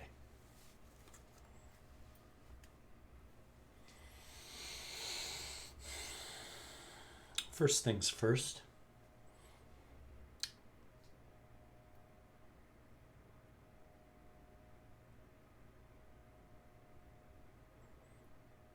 I have 3 major arcana cards. 1, 2, 3.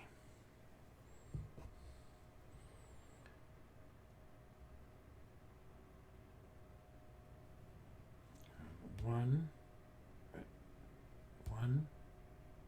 2, 3 court. Okay. All right.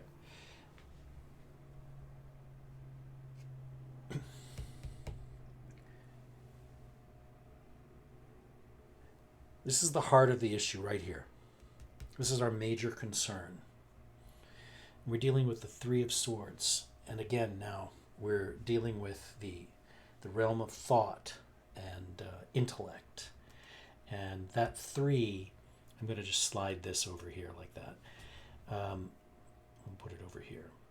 This 3 is telling us that we are, it's reversed, of course, it's upside down, and that's suggesting that there's some possibility that we are having trouble taking action.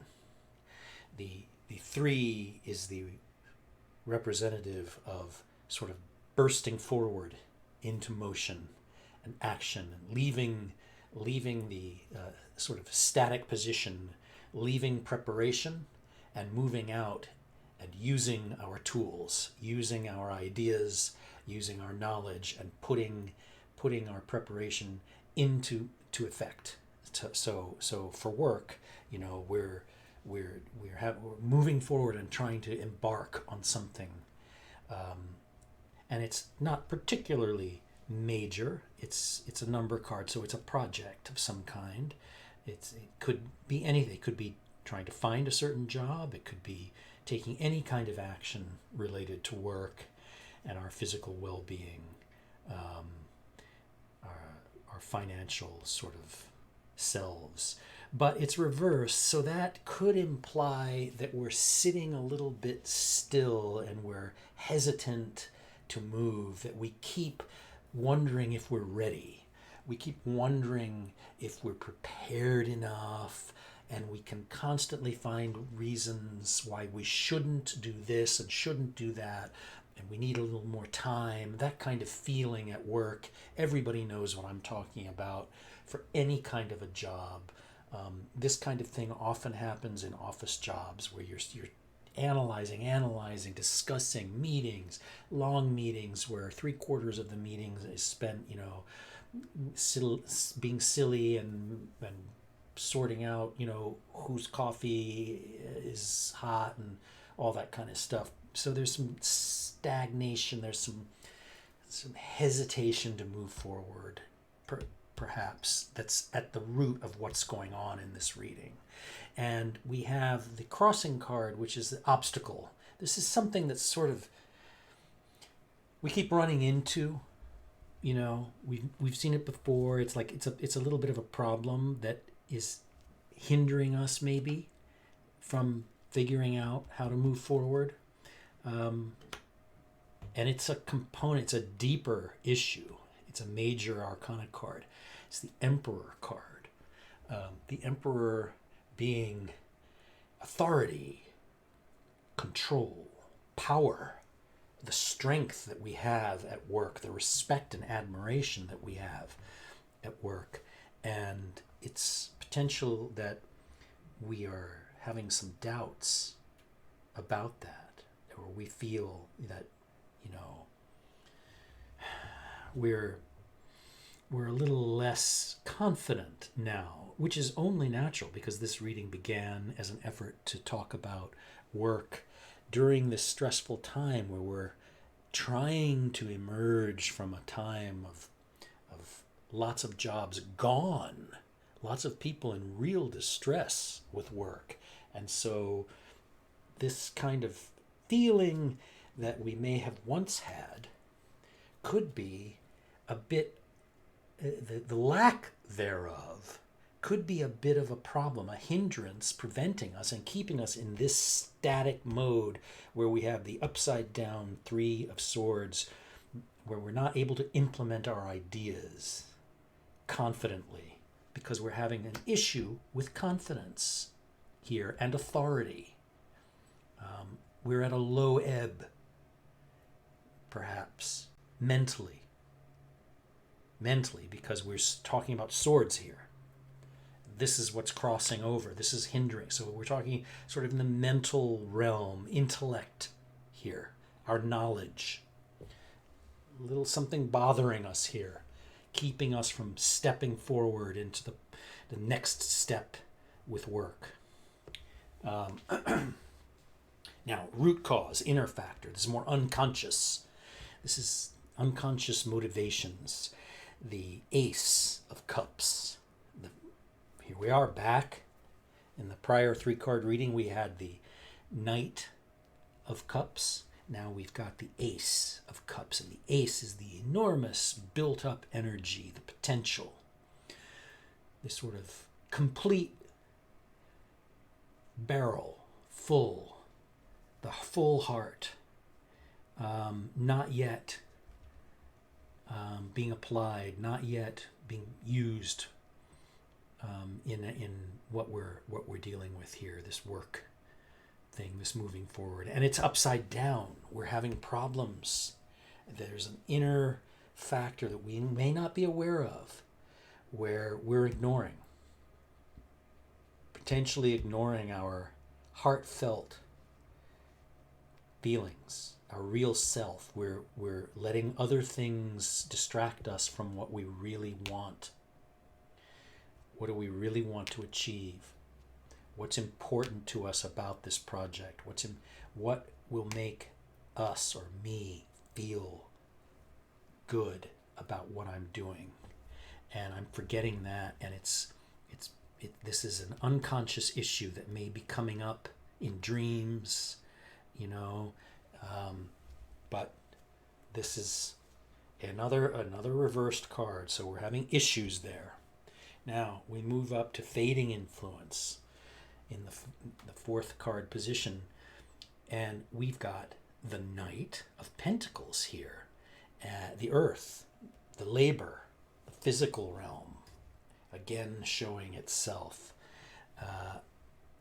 and this is action, activity, energy in the work realm, and we put a lot of work in.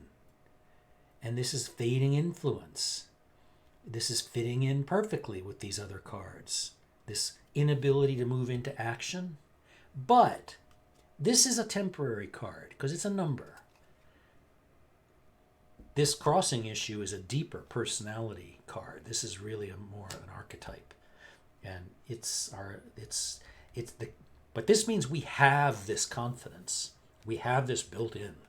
It's just not quite working. There's a lack of it right now because of the last year that we've had.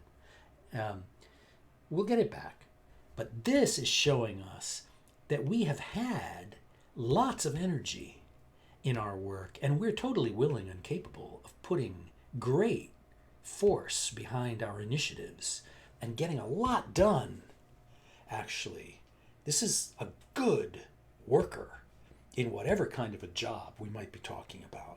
This is a fading influence, though, so we're like, well, I know I had this, but right now, where is this guy? He's sort of back here. I need more of this guy. So then we come up to this wonderful fifth card, which is also upside down. And this is the conscious mind. This is what we're really aware of, and this is advice that we're giving ourselves. This is what we're repeating in our head, like saying, okay, this is something I have to remember. The Pope, or it's sometimes called the Hierophant or the High Priest, the priest. This is a figure of authority and learning and ritual and doctrine. And this is kind of a figure that combines the world of work and rational thinking with a more, spiritual component. But he implies sort of, he can be, when upside down and reversed, he can be a bit rigid. He can be a bit like a fuddy-dud and stick to the book a bit much, and perhaps forget his intuitive component, which is always there. This is a spiritual figure. He's not just a clerical worker. He's in communication with people. He's teaching, you see. He's giving people some kind of word, instruction. He's a priest, after all. He's in contact with ideas from, above and below, so to speak. But he can be a bit rigid and doctrinal, and that's what's happening here. So we're reminding ourselves of this tendency we might have to play it too much by the book and not look for other ways that are totally legitimate, of course, of approaching a task. Our thoughts, our way of thinking and learning and researching could be a little bit dry and kind of stuck in old habits. But when we turn them on and flip this around, they're very powerful. This is a very powerful learning card. This card should not be viewed negatively. You need that teacher, whether it's someone outside or inside you. But right now it's reversed for us, so it's us telling ourselves, remember, don't be a fuddy-dud. Don't be the professor that just, sticks to the rules and doesn't look at all the more newer, more interesting research. Okay? Now, 6, near future card. This card, upcoming. This is something that we're moving into. And we've got, again, she's shown up before, the Queen of Swords, court card. A little bit more permanent than a number card. This could last a few weeks. But that calm, quiet, nurturing authority, applying our ideas, resting on our confidence in what we know how to do. And that's something we are saying, don't be a fuddy-dud. Remind ourselves not to be a fuddy-dud. Now, as we move forward into our work, let's remember that we have this nice, calm ability to deal with things and people and ideas. That really helps. Now, personal self-image over here. This is what we're sort of thinking about ourselves. This is how we habitually, have been in about this current situation, this current idea, what we sort of think of ourselves. what we'd like to be. The star. Okay? Major arcana, deep personality factor, archetypal force, energy inside us. And this is a card that's saying, I am a generous spirit. I take from above, I take from my intuition, I take from every part of me, and I just bring it out there. I pour it into the river of life. I pour what I have into what I do. I share. I give. I'm generous. That's the spirit that we want to be. We want to be this generous person in contact with the earth and the stars and all of that energy that we know how to synthesize and share our perceptions, our intuitions with everyone else. And that's a very healthy thing to be doing in a work environment. So that's what we're keeping in mind. And then we move here to another right side. And this is our view of sort of what we feel like the outer world, other people think of us socially. 6 of Pentacles. Now, 6, harmony, attraction, pleasure, success, wealth. We've achieved something. We've done a lot. Well, this is how we think other people see us, how we want them to see us. Everybody really wants to be seen that way. This isn't too significant, number card, not that big a deal to us. But for now, we'd like that. We'd like that point of view, especially, I mean, look, if you have an interview on Monday, you kind of want people to be seeing you as the 6 of Pentacles, a successful person who's, got, you're happy with what you're happy with what you've accomplished, and you feel great. You walk in, you're just bouncing on your feet. That's what that card's all about. Now we come up, hopes and fears, and we've got the 7 of Cups. So it's reversed, upside down. The 7 is that spiritual number, that taking action of sort of an intuitive spiritual kind, heightened awareness. We're able to see inside what our feelings are inside, what other people's feelings are. And we've got to be careful because it's reversed. So we're like, okay, this is more of a fear because it's reversed. And I'm afraid that I might not be able to access my heart, my feelings, and learn and observe properly, be in touch with what my feelings are. I might not be able to make that adaptation and change enough. I've been nervous all year, so I'm having trouble accessing those feelings. That's a fear we're having. Okay, and then we move. 10th card, the outcome. The King of Wands. Now the wands are the fire element, the burning torch, basically. The creative passions, sensual, the drive that moves us through projects. And it is reversed. Now, you've got this king who's really a master of this realm. And got a lot of authority and respect for our work, our creative energies, and our what we're able to do, and people really admire a lot about what we do, and they look up to us. But we're having a problem here because it's reversed, so we're having trouble getting that back. That's what that's saying. And this card here, the conscious self-advice card, always has a line to the final card. It influences the final outcome. So you start to flip this card into its rightful position by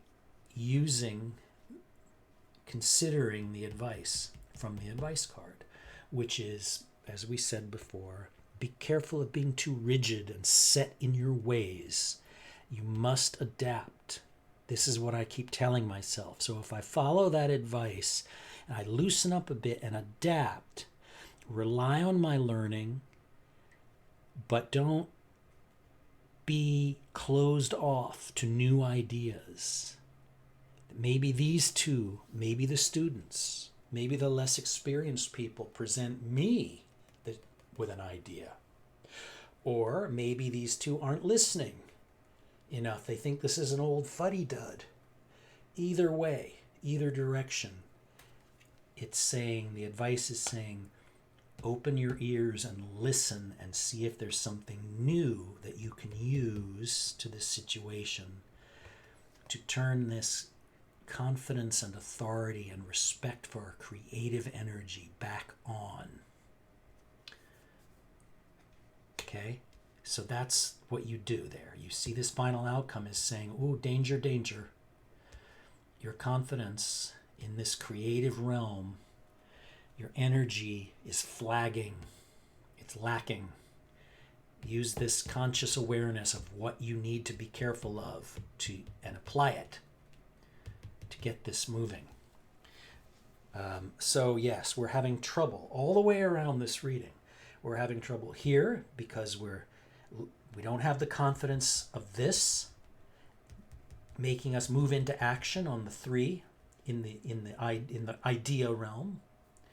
Okay, we are wanting to be open and generous. We're having trouble accessing our heart, and that's bothering us on a level we're not even aware of. We want people to see us as successful and happy. You know, we've been falling into inaction a little bit. We want to get back to this active guy. Again, action, action. Respect, authority, control.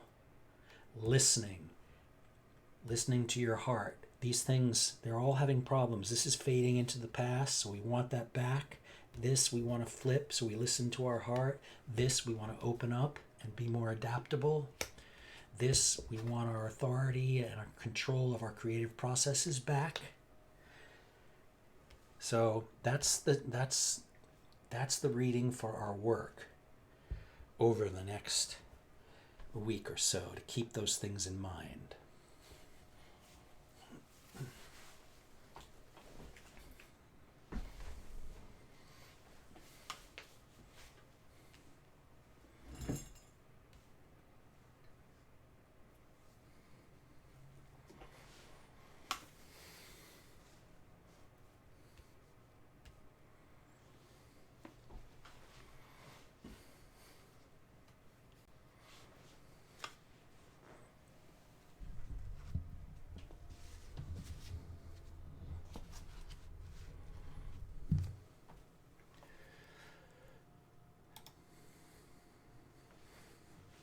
So, there's a reading, 10 card Celtic Cross, but for the space reasons, the Celtic Cross, as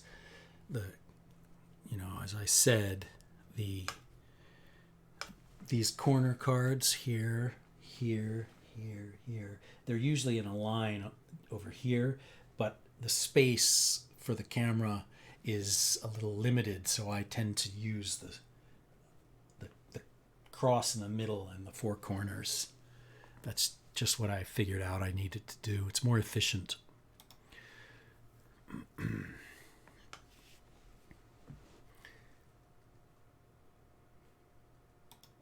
Oh, Malin came back.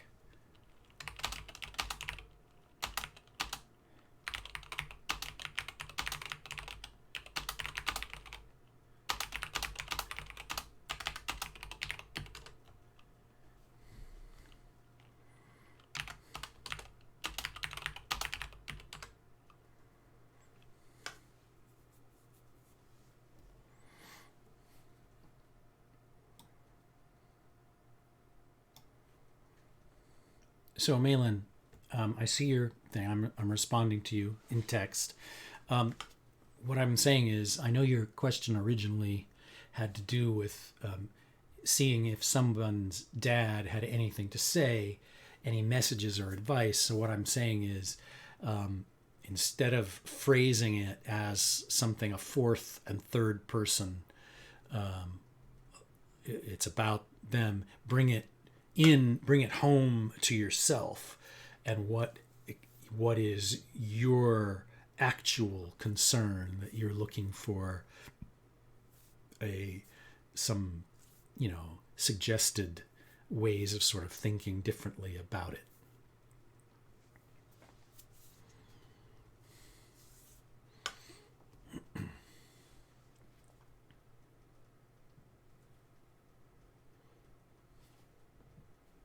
So we'll see. Oh, I should put my headphones on.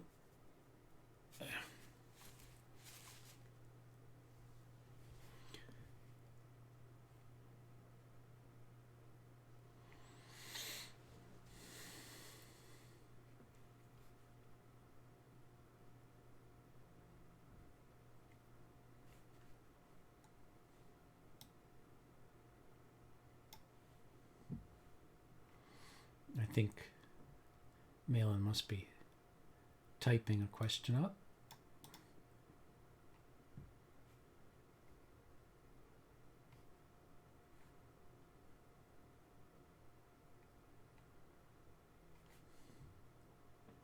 And what I'll do is occasionally, if somebody has something they'd like to ask, I can do a 3-card reading during the live stream. I think it's always interesting to do that because it keeps it's a live reading, keeps people engaged.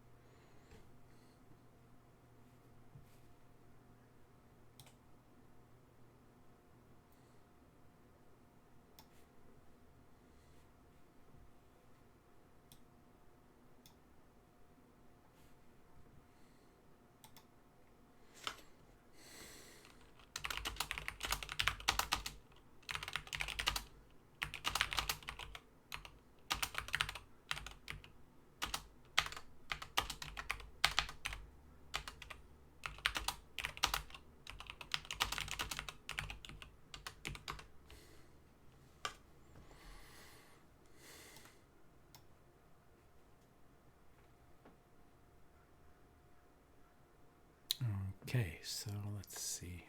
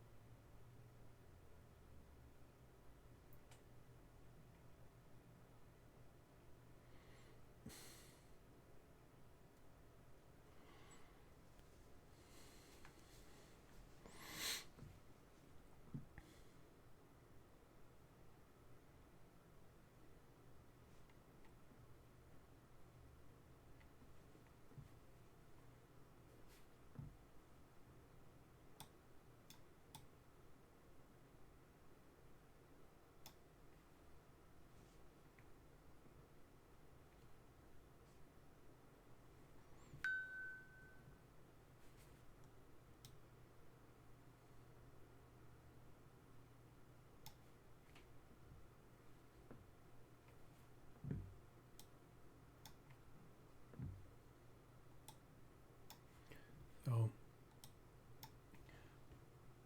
I'm going to do something real quick, which is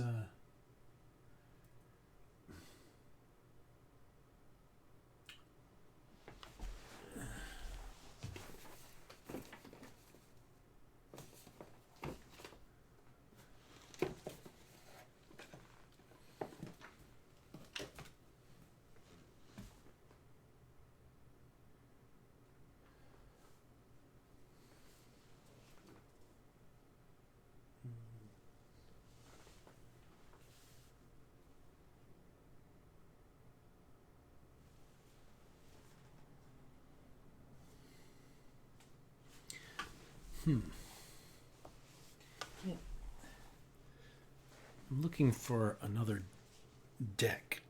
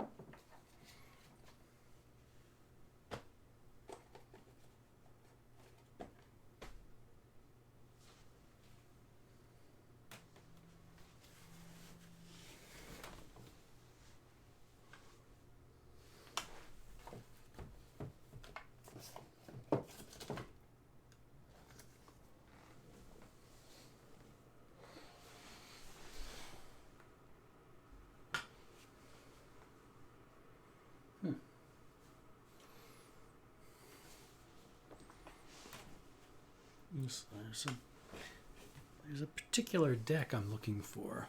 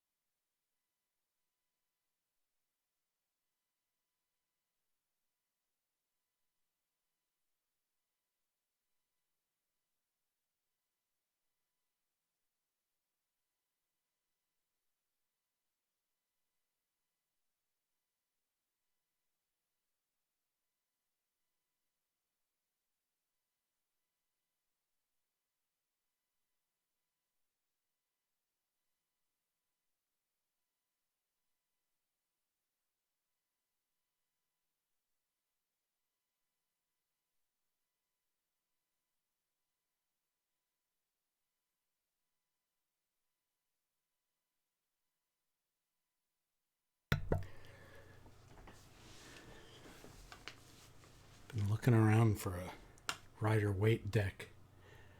I had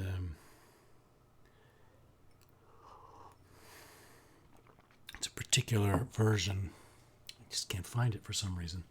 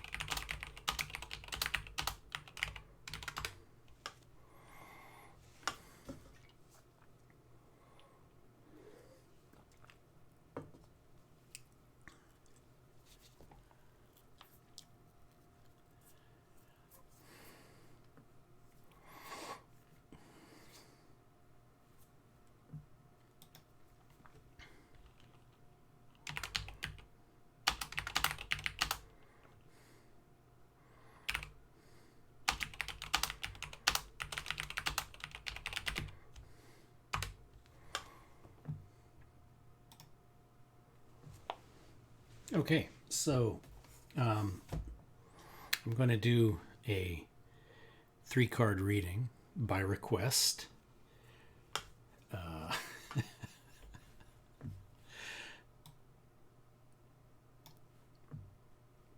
Username includes the phrase hornet, and I'm gonna, okay, so let me go over to the tarot table and I'll scoop up the 10-card reading I just did and get started.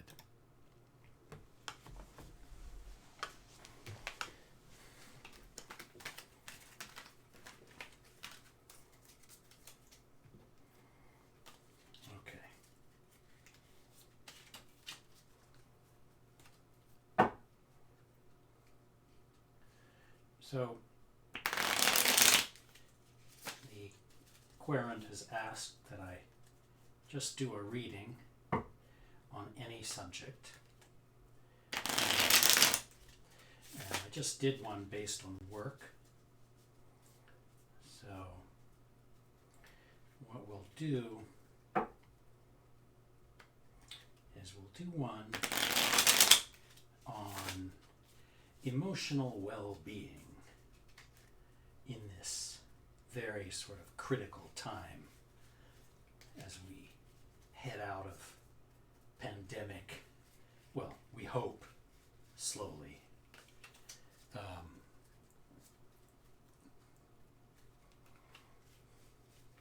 Kind of something to think about just over the next few days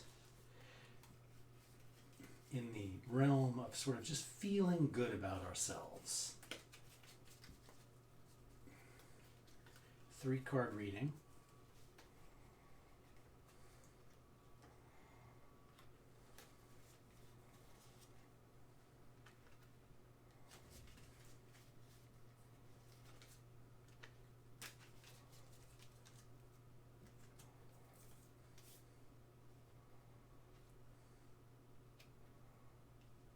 Wow. 9 of Cups. And sort of the receding influence. Reversed 3 of Cups. Wow. Well, will you look at this?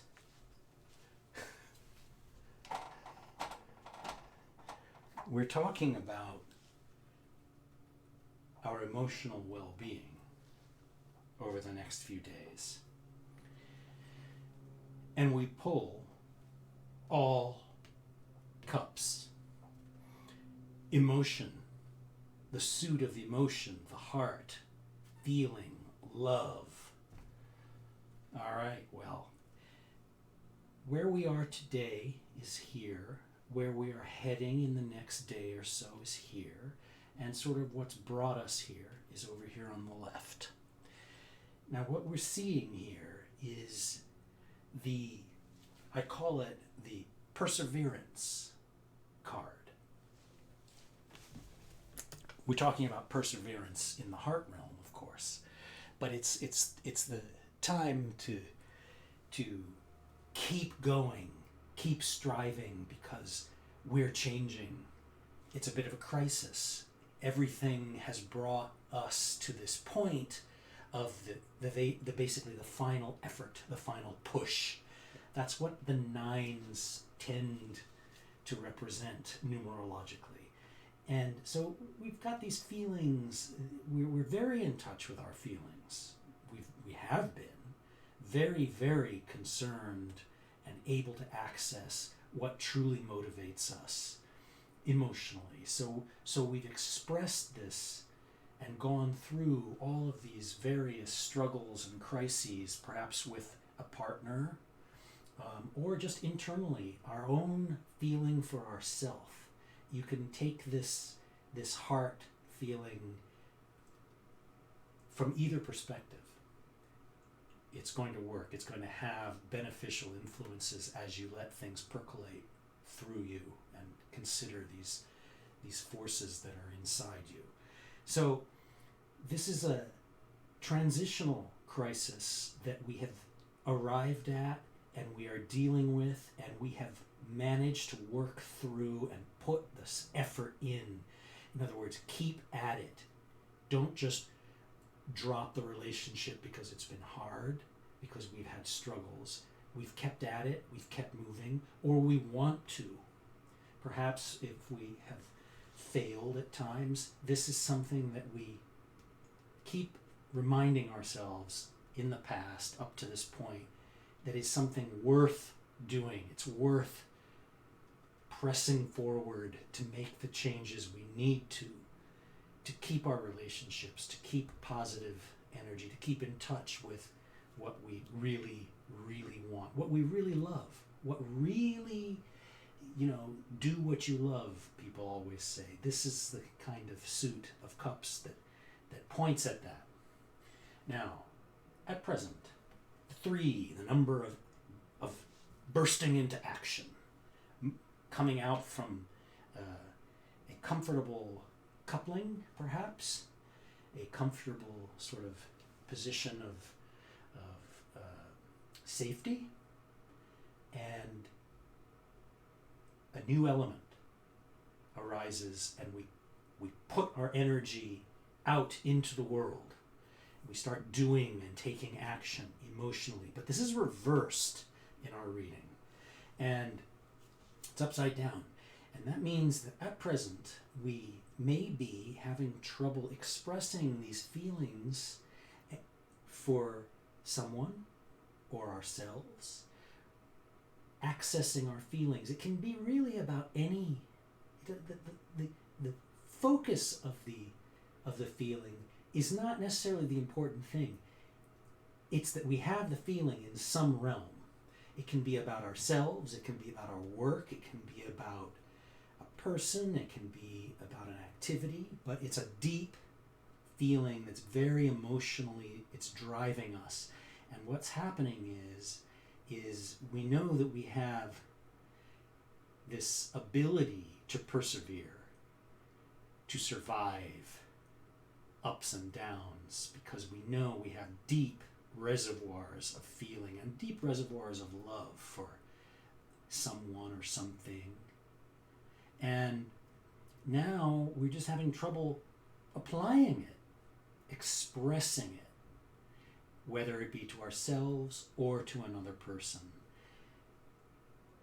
We're a little stuck. We don't quite know how to take this deep well of feeling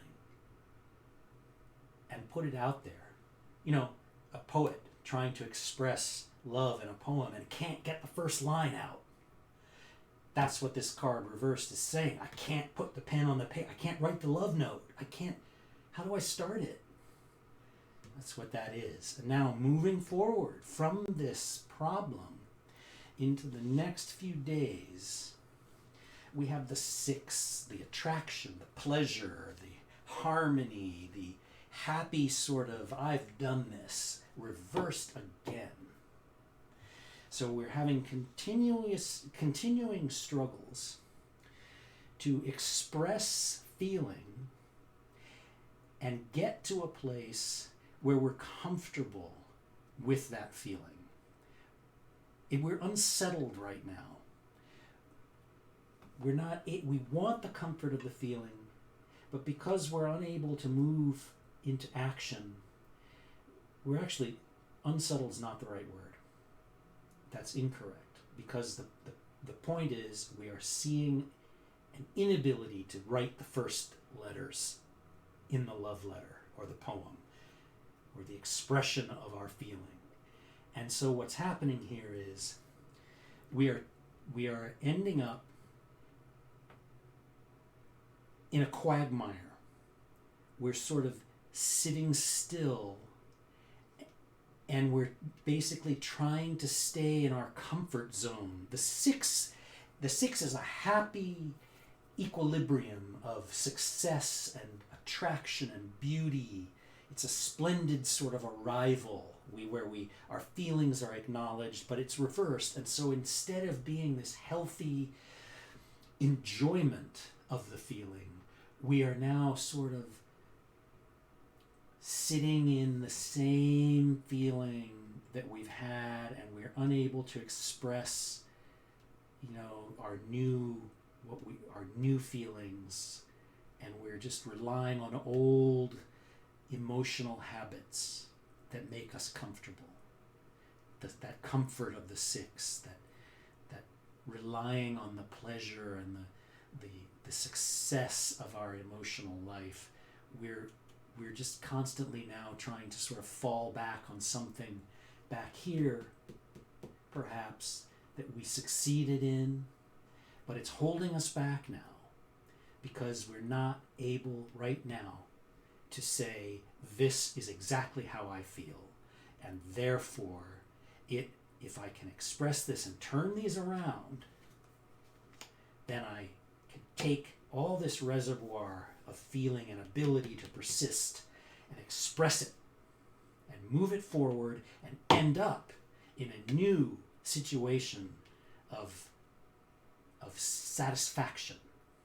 That's what this is. This is satisfaction. This is my cup runneth over with feeling. So if we're talking about our emotional life, these cups tend to represent the heart and love. Then this is where sort of we want to be, but we're not quite there yet because we can't get this out.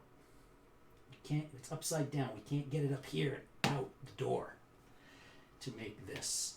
So I would say that the general advice here is to listen to one's strengths, one's ability to be honorable and faithful to one's true feelings over here.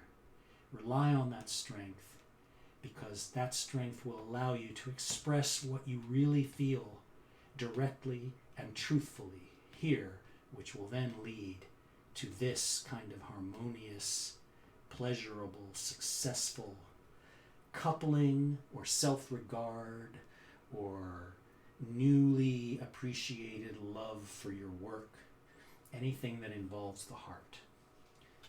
So that's where we need to turn this.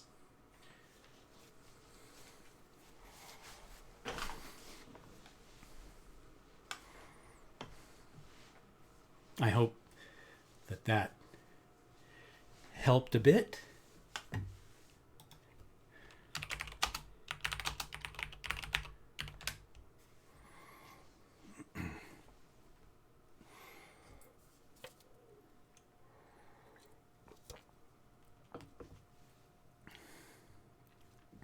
I really like that.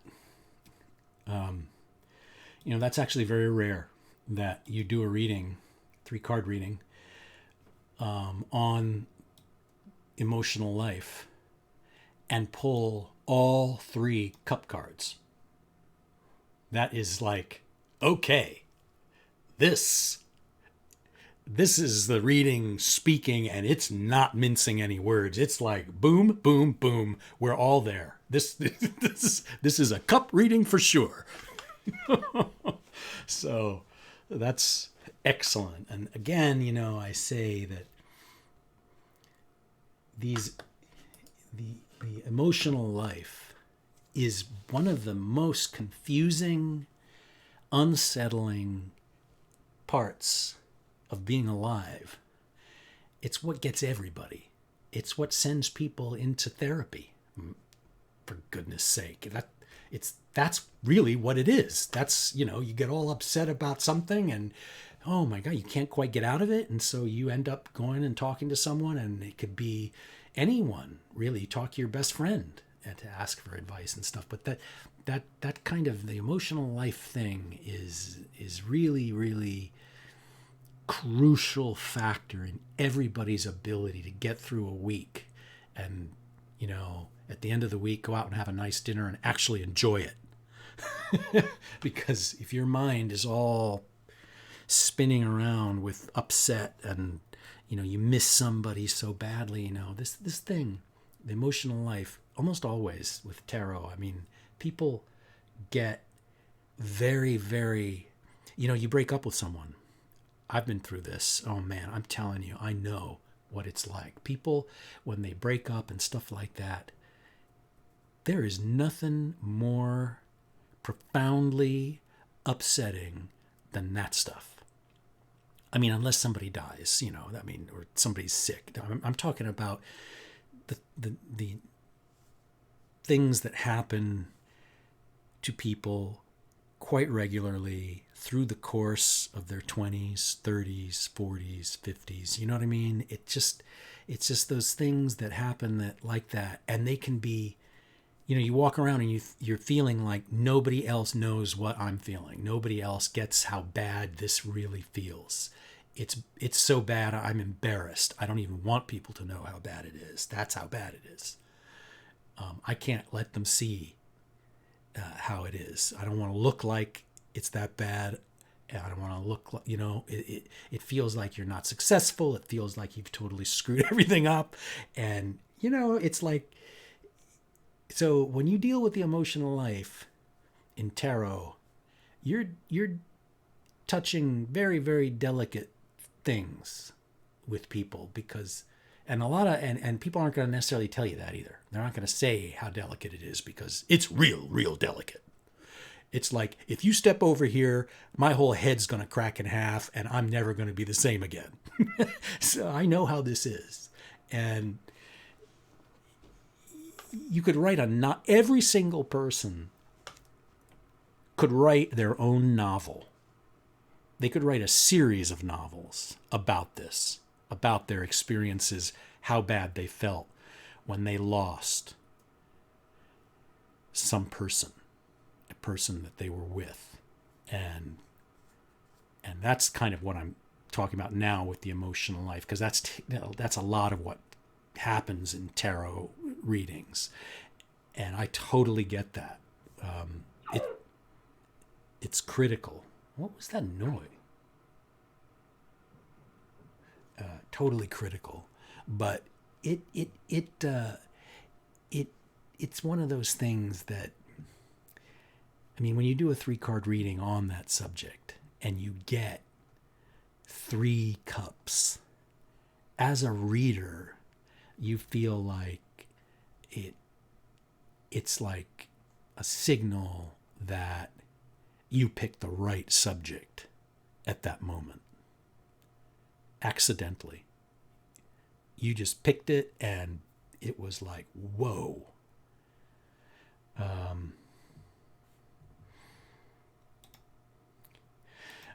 So the Hornet was saying,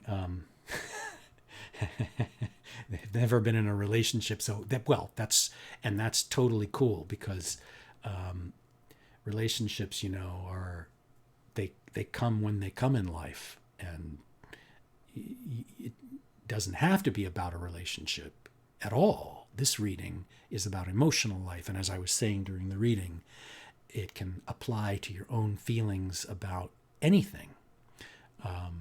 Doesn't matter what it is. It's just sort of the general sense of following your heart and being able to express it in whatever realm of emotion you happen to be dealing with at the time. But it's something to remember when relationships are involved, because these lessons apply. So I'm reading what Hornet's saying. Well, yeah, sure, most people want those, I guess, but not really. That's not really what they want. They want that at a certain stage or under certain circumstances. But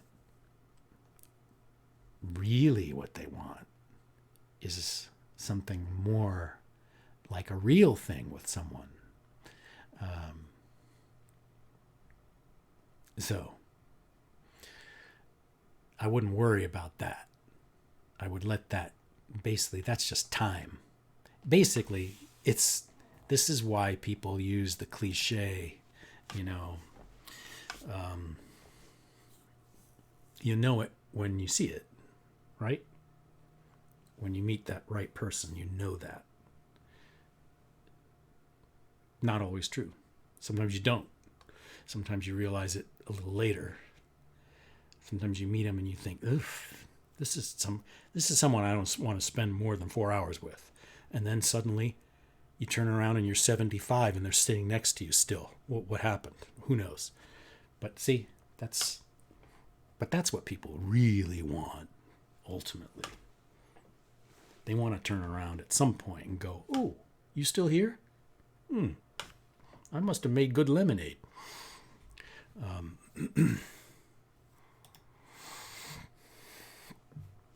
So, there, Hornet. There's what I think.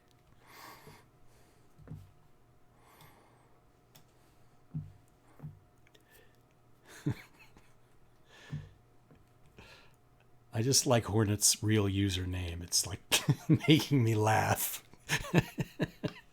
So, how long? How long have I been doing tarot?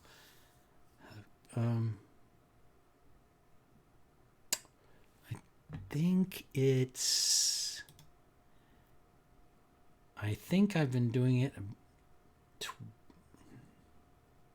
I'm going to say 20 years. But I got really serious about tarot about 4 years ago, when I had to use a lot of knowledge about it and do a lot of research to build an app for tarot. I was doing that. Yeah, I know. 20. I know. But I do remember about 20 years ago, I got a deck and a book and I started reading, and yeah, whatever,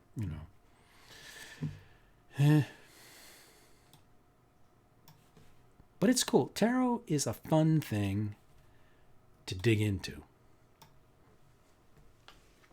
It can, because I love like going into a bookstore or something, and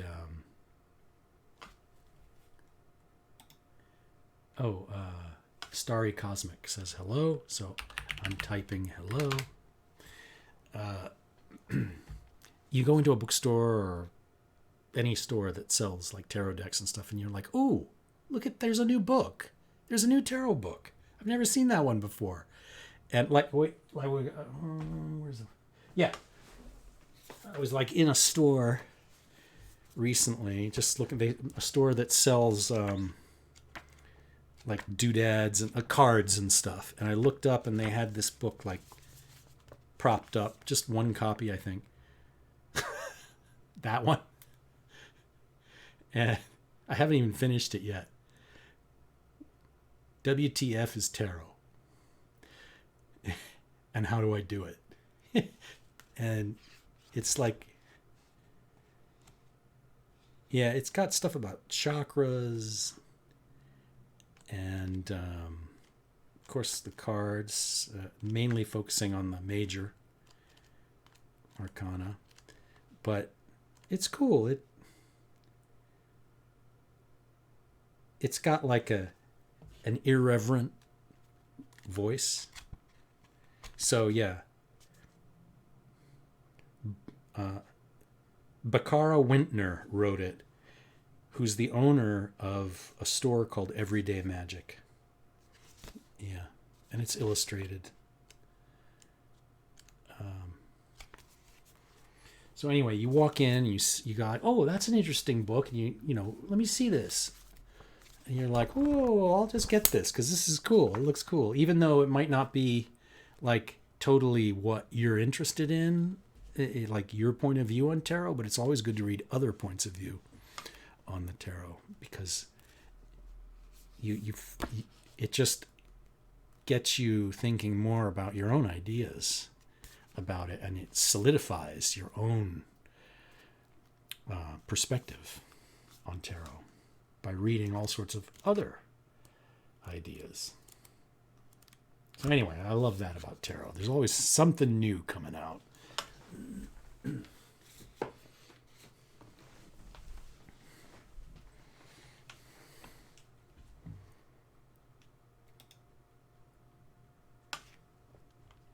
Yes. How they pick up your energy. Yeah. They do.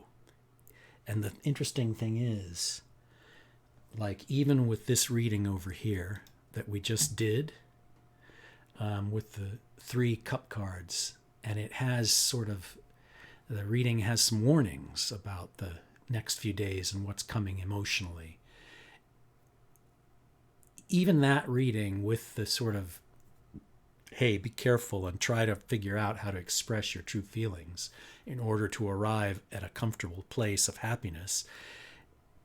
It's sort of an advisory reading. It's trying to give us a little bit of advice about how people can live with their hearts. Just reading that, no matter how warning a reading is, or even how negative, or how many negative cards might be in a reading, I never really view them as negative, because you sort of do get this pickup of your energy just by doing the analysis of the cards and putting the story together. Because when you do tarot, when you read it, you're putting together the story that's been given to you by the reading. You are doing something creative, even if it's full of warnings and possible consequences and things. You're putting a story together, so it's exercising a part of you that's creative.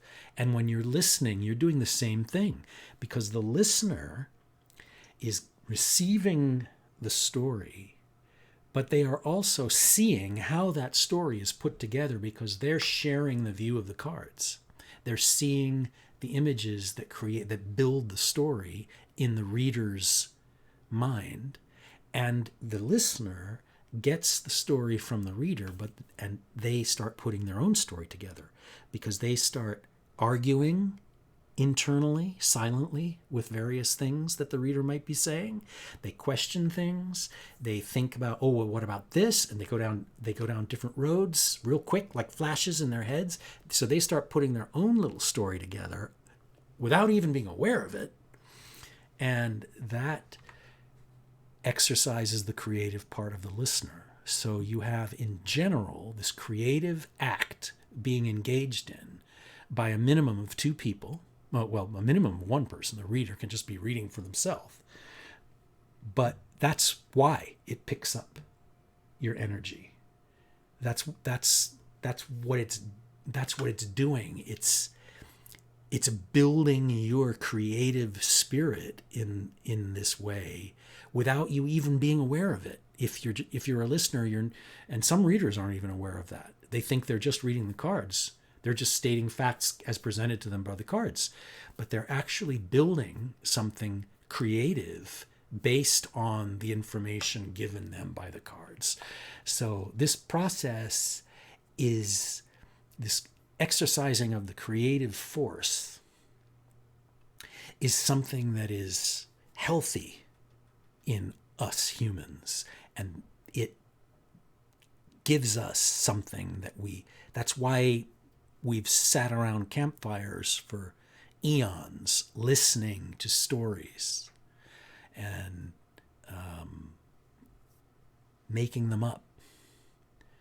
The tarot is a storyteller, and I'll show you again. I'll show you on the app I built.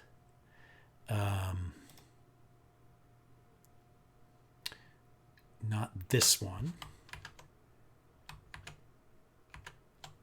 but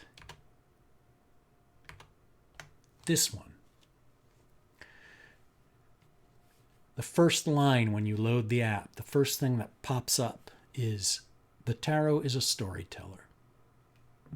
Use it for inspiration and suggested avenues of thought."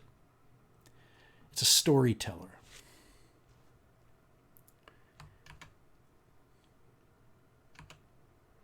That's just what it is. And whenever we exercise that, we grow to some extent without even being aware of it. This is why I love the tarot. It's this little story tool that you can carry around in your pocket and use it to encourage that creative force that everybody has. Everybody has it. I don't care if you're just sort of, doing nothing at all and think you're not creative. But if you sit down in front of some tarot cards and listen, you're doing something internally that's very creative, very valuable. And then I think a lot of times when people listen to tarot, they can go and get into it themselves. Get their own deck and just lay them out on the dining room table and start asking things quietly to themselves. And that is sort of the next step, I guess. That's, hey, anyone can do that. It will always be a beneficial thing to take images and put stories together. Yeah. So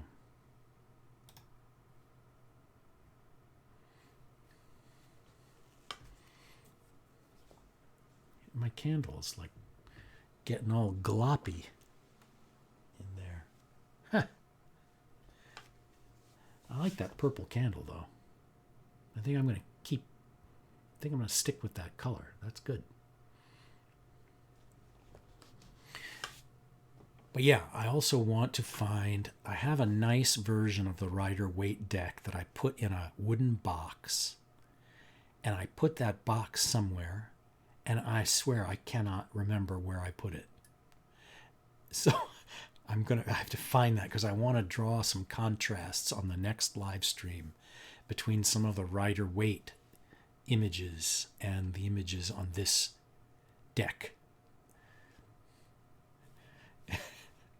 Yeah, I know, Starry Cosmic. I have a wooden box, and it's about, I don't know, it's pretty big. It's a wooden box with a lid, and I put some decks in there, like, oh, this will be safe. I won't lose the decks now because I put them in this box.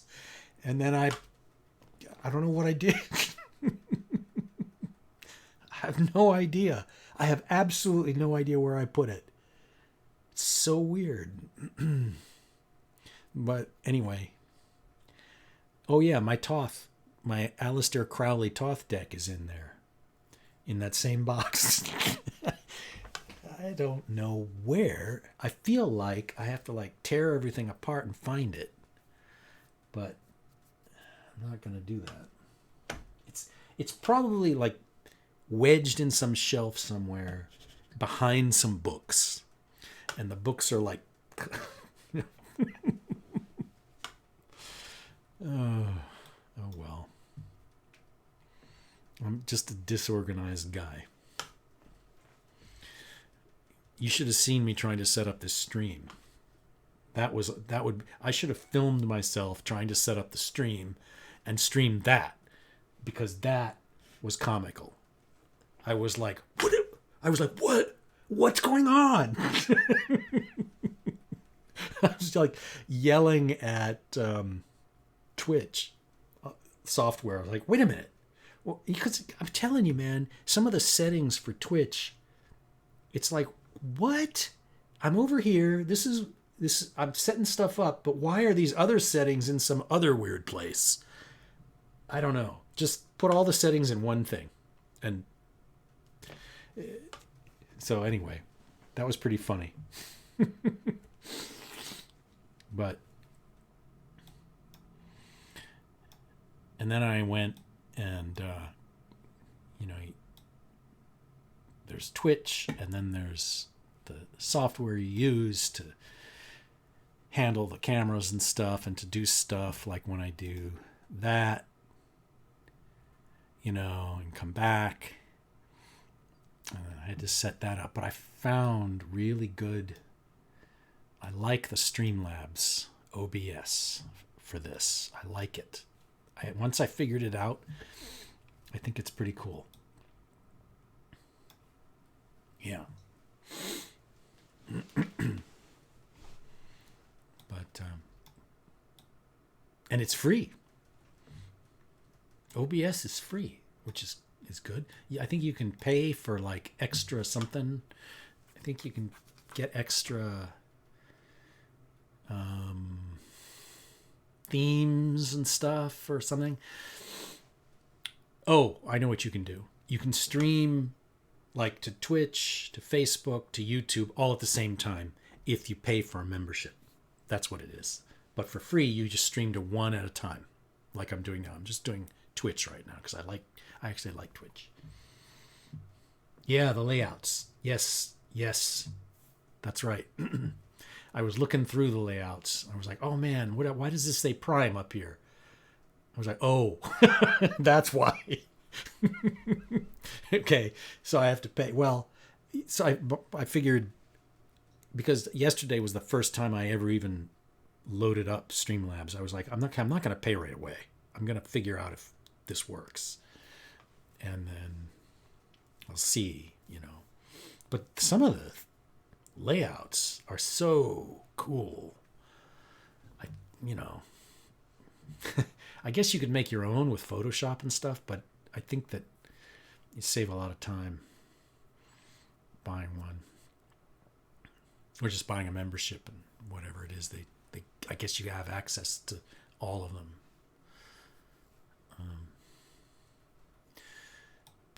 So yeah, I'm really glad that the Hornet asked for that reading, and this came out. So I think that's a good one for today.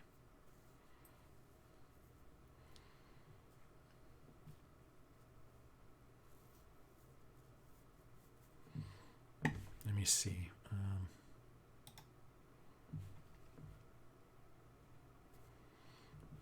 All right. So, all right, you guys. I'm going to wrap up my live stream for today. And I've been going for a few hours. And I'm going to sort of get myself, like, I got to eat something. You have a good day too, Starry Cosmic. I'll talk to you later. And I'll I'll start up a new one. I'll probably do another one tomorrow. I am not quite at the point yet of making a schedule, but I'll try to be somewhat frequent with this.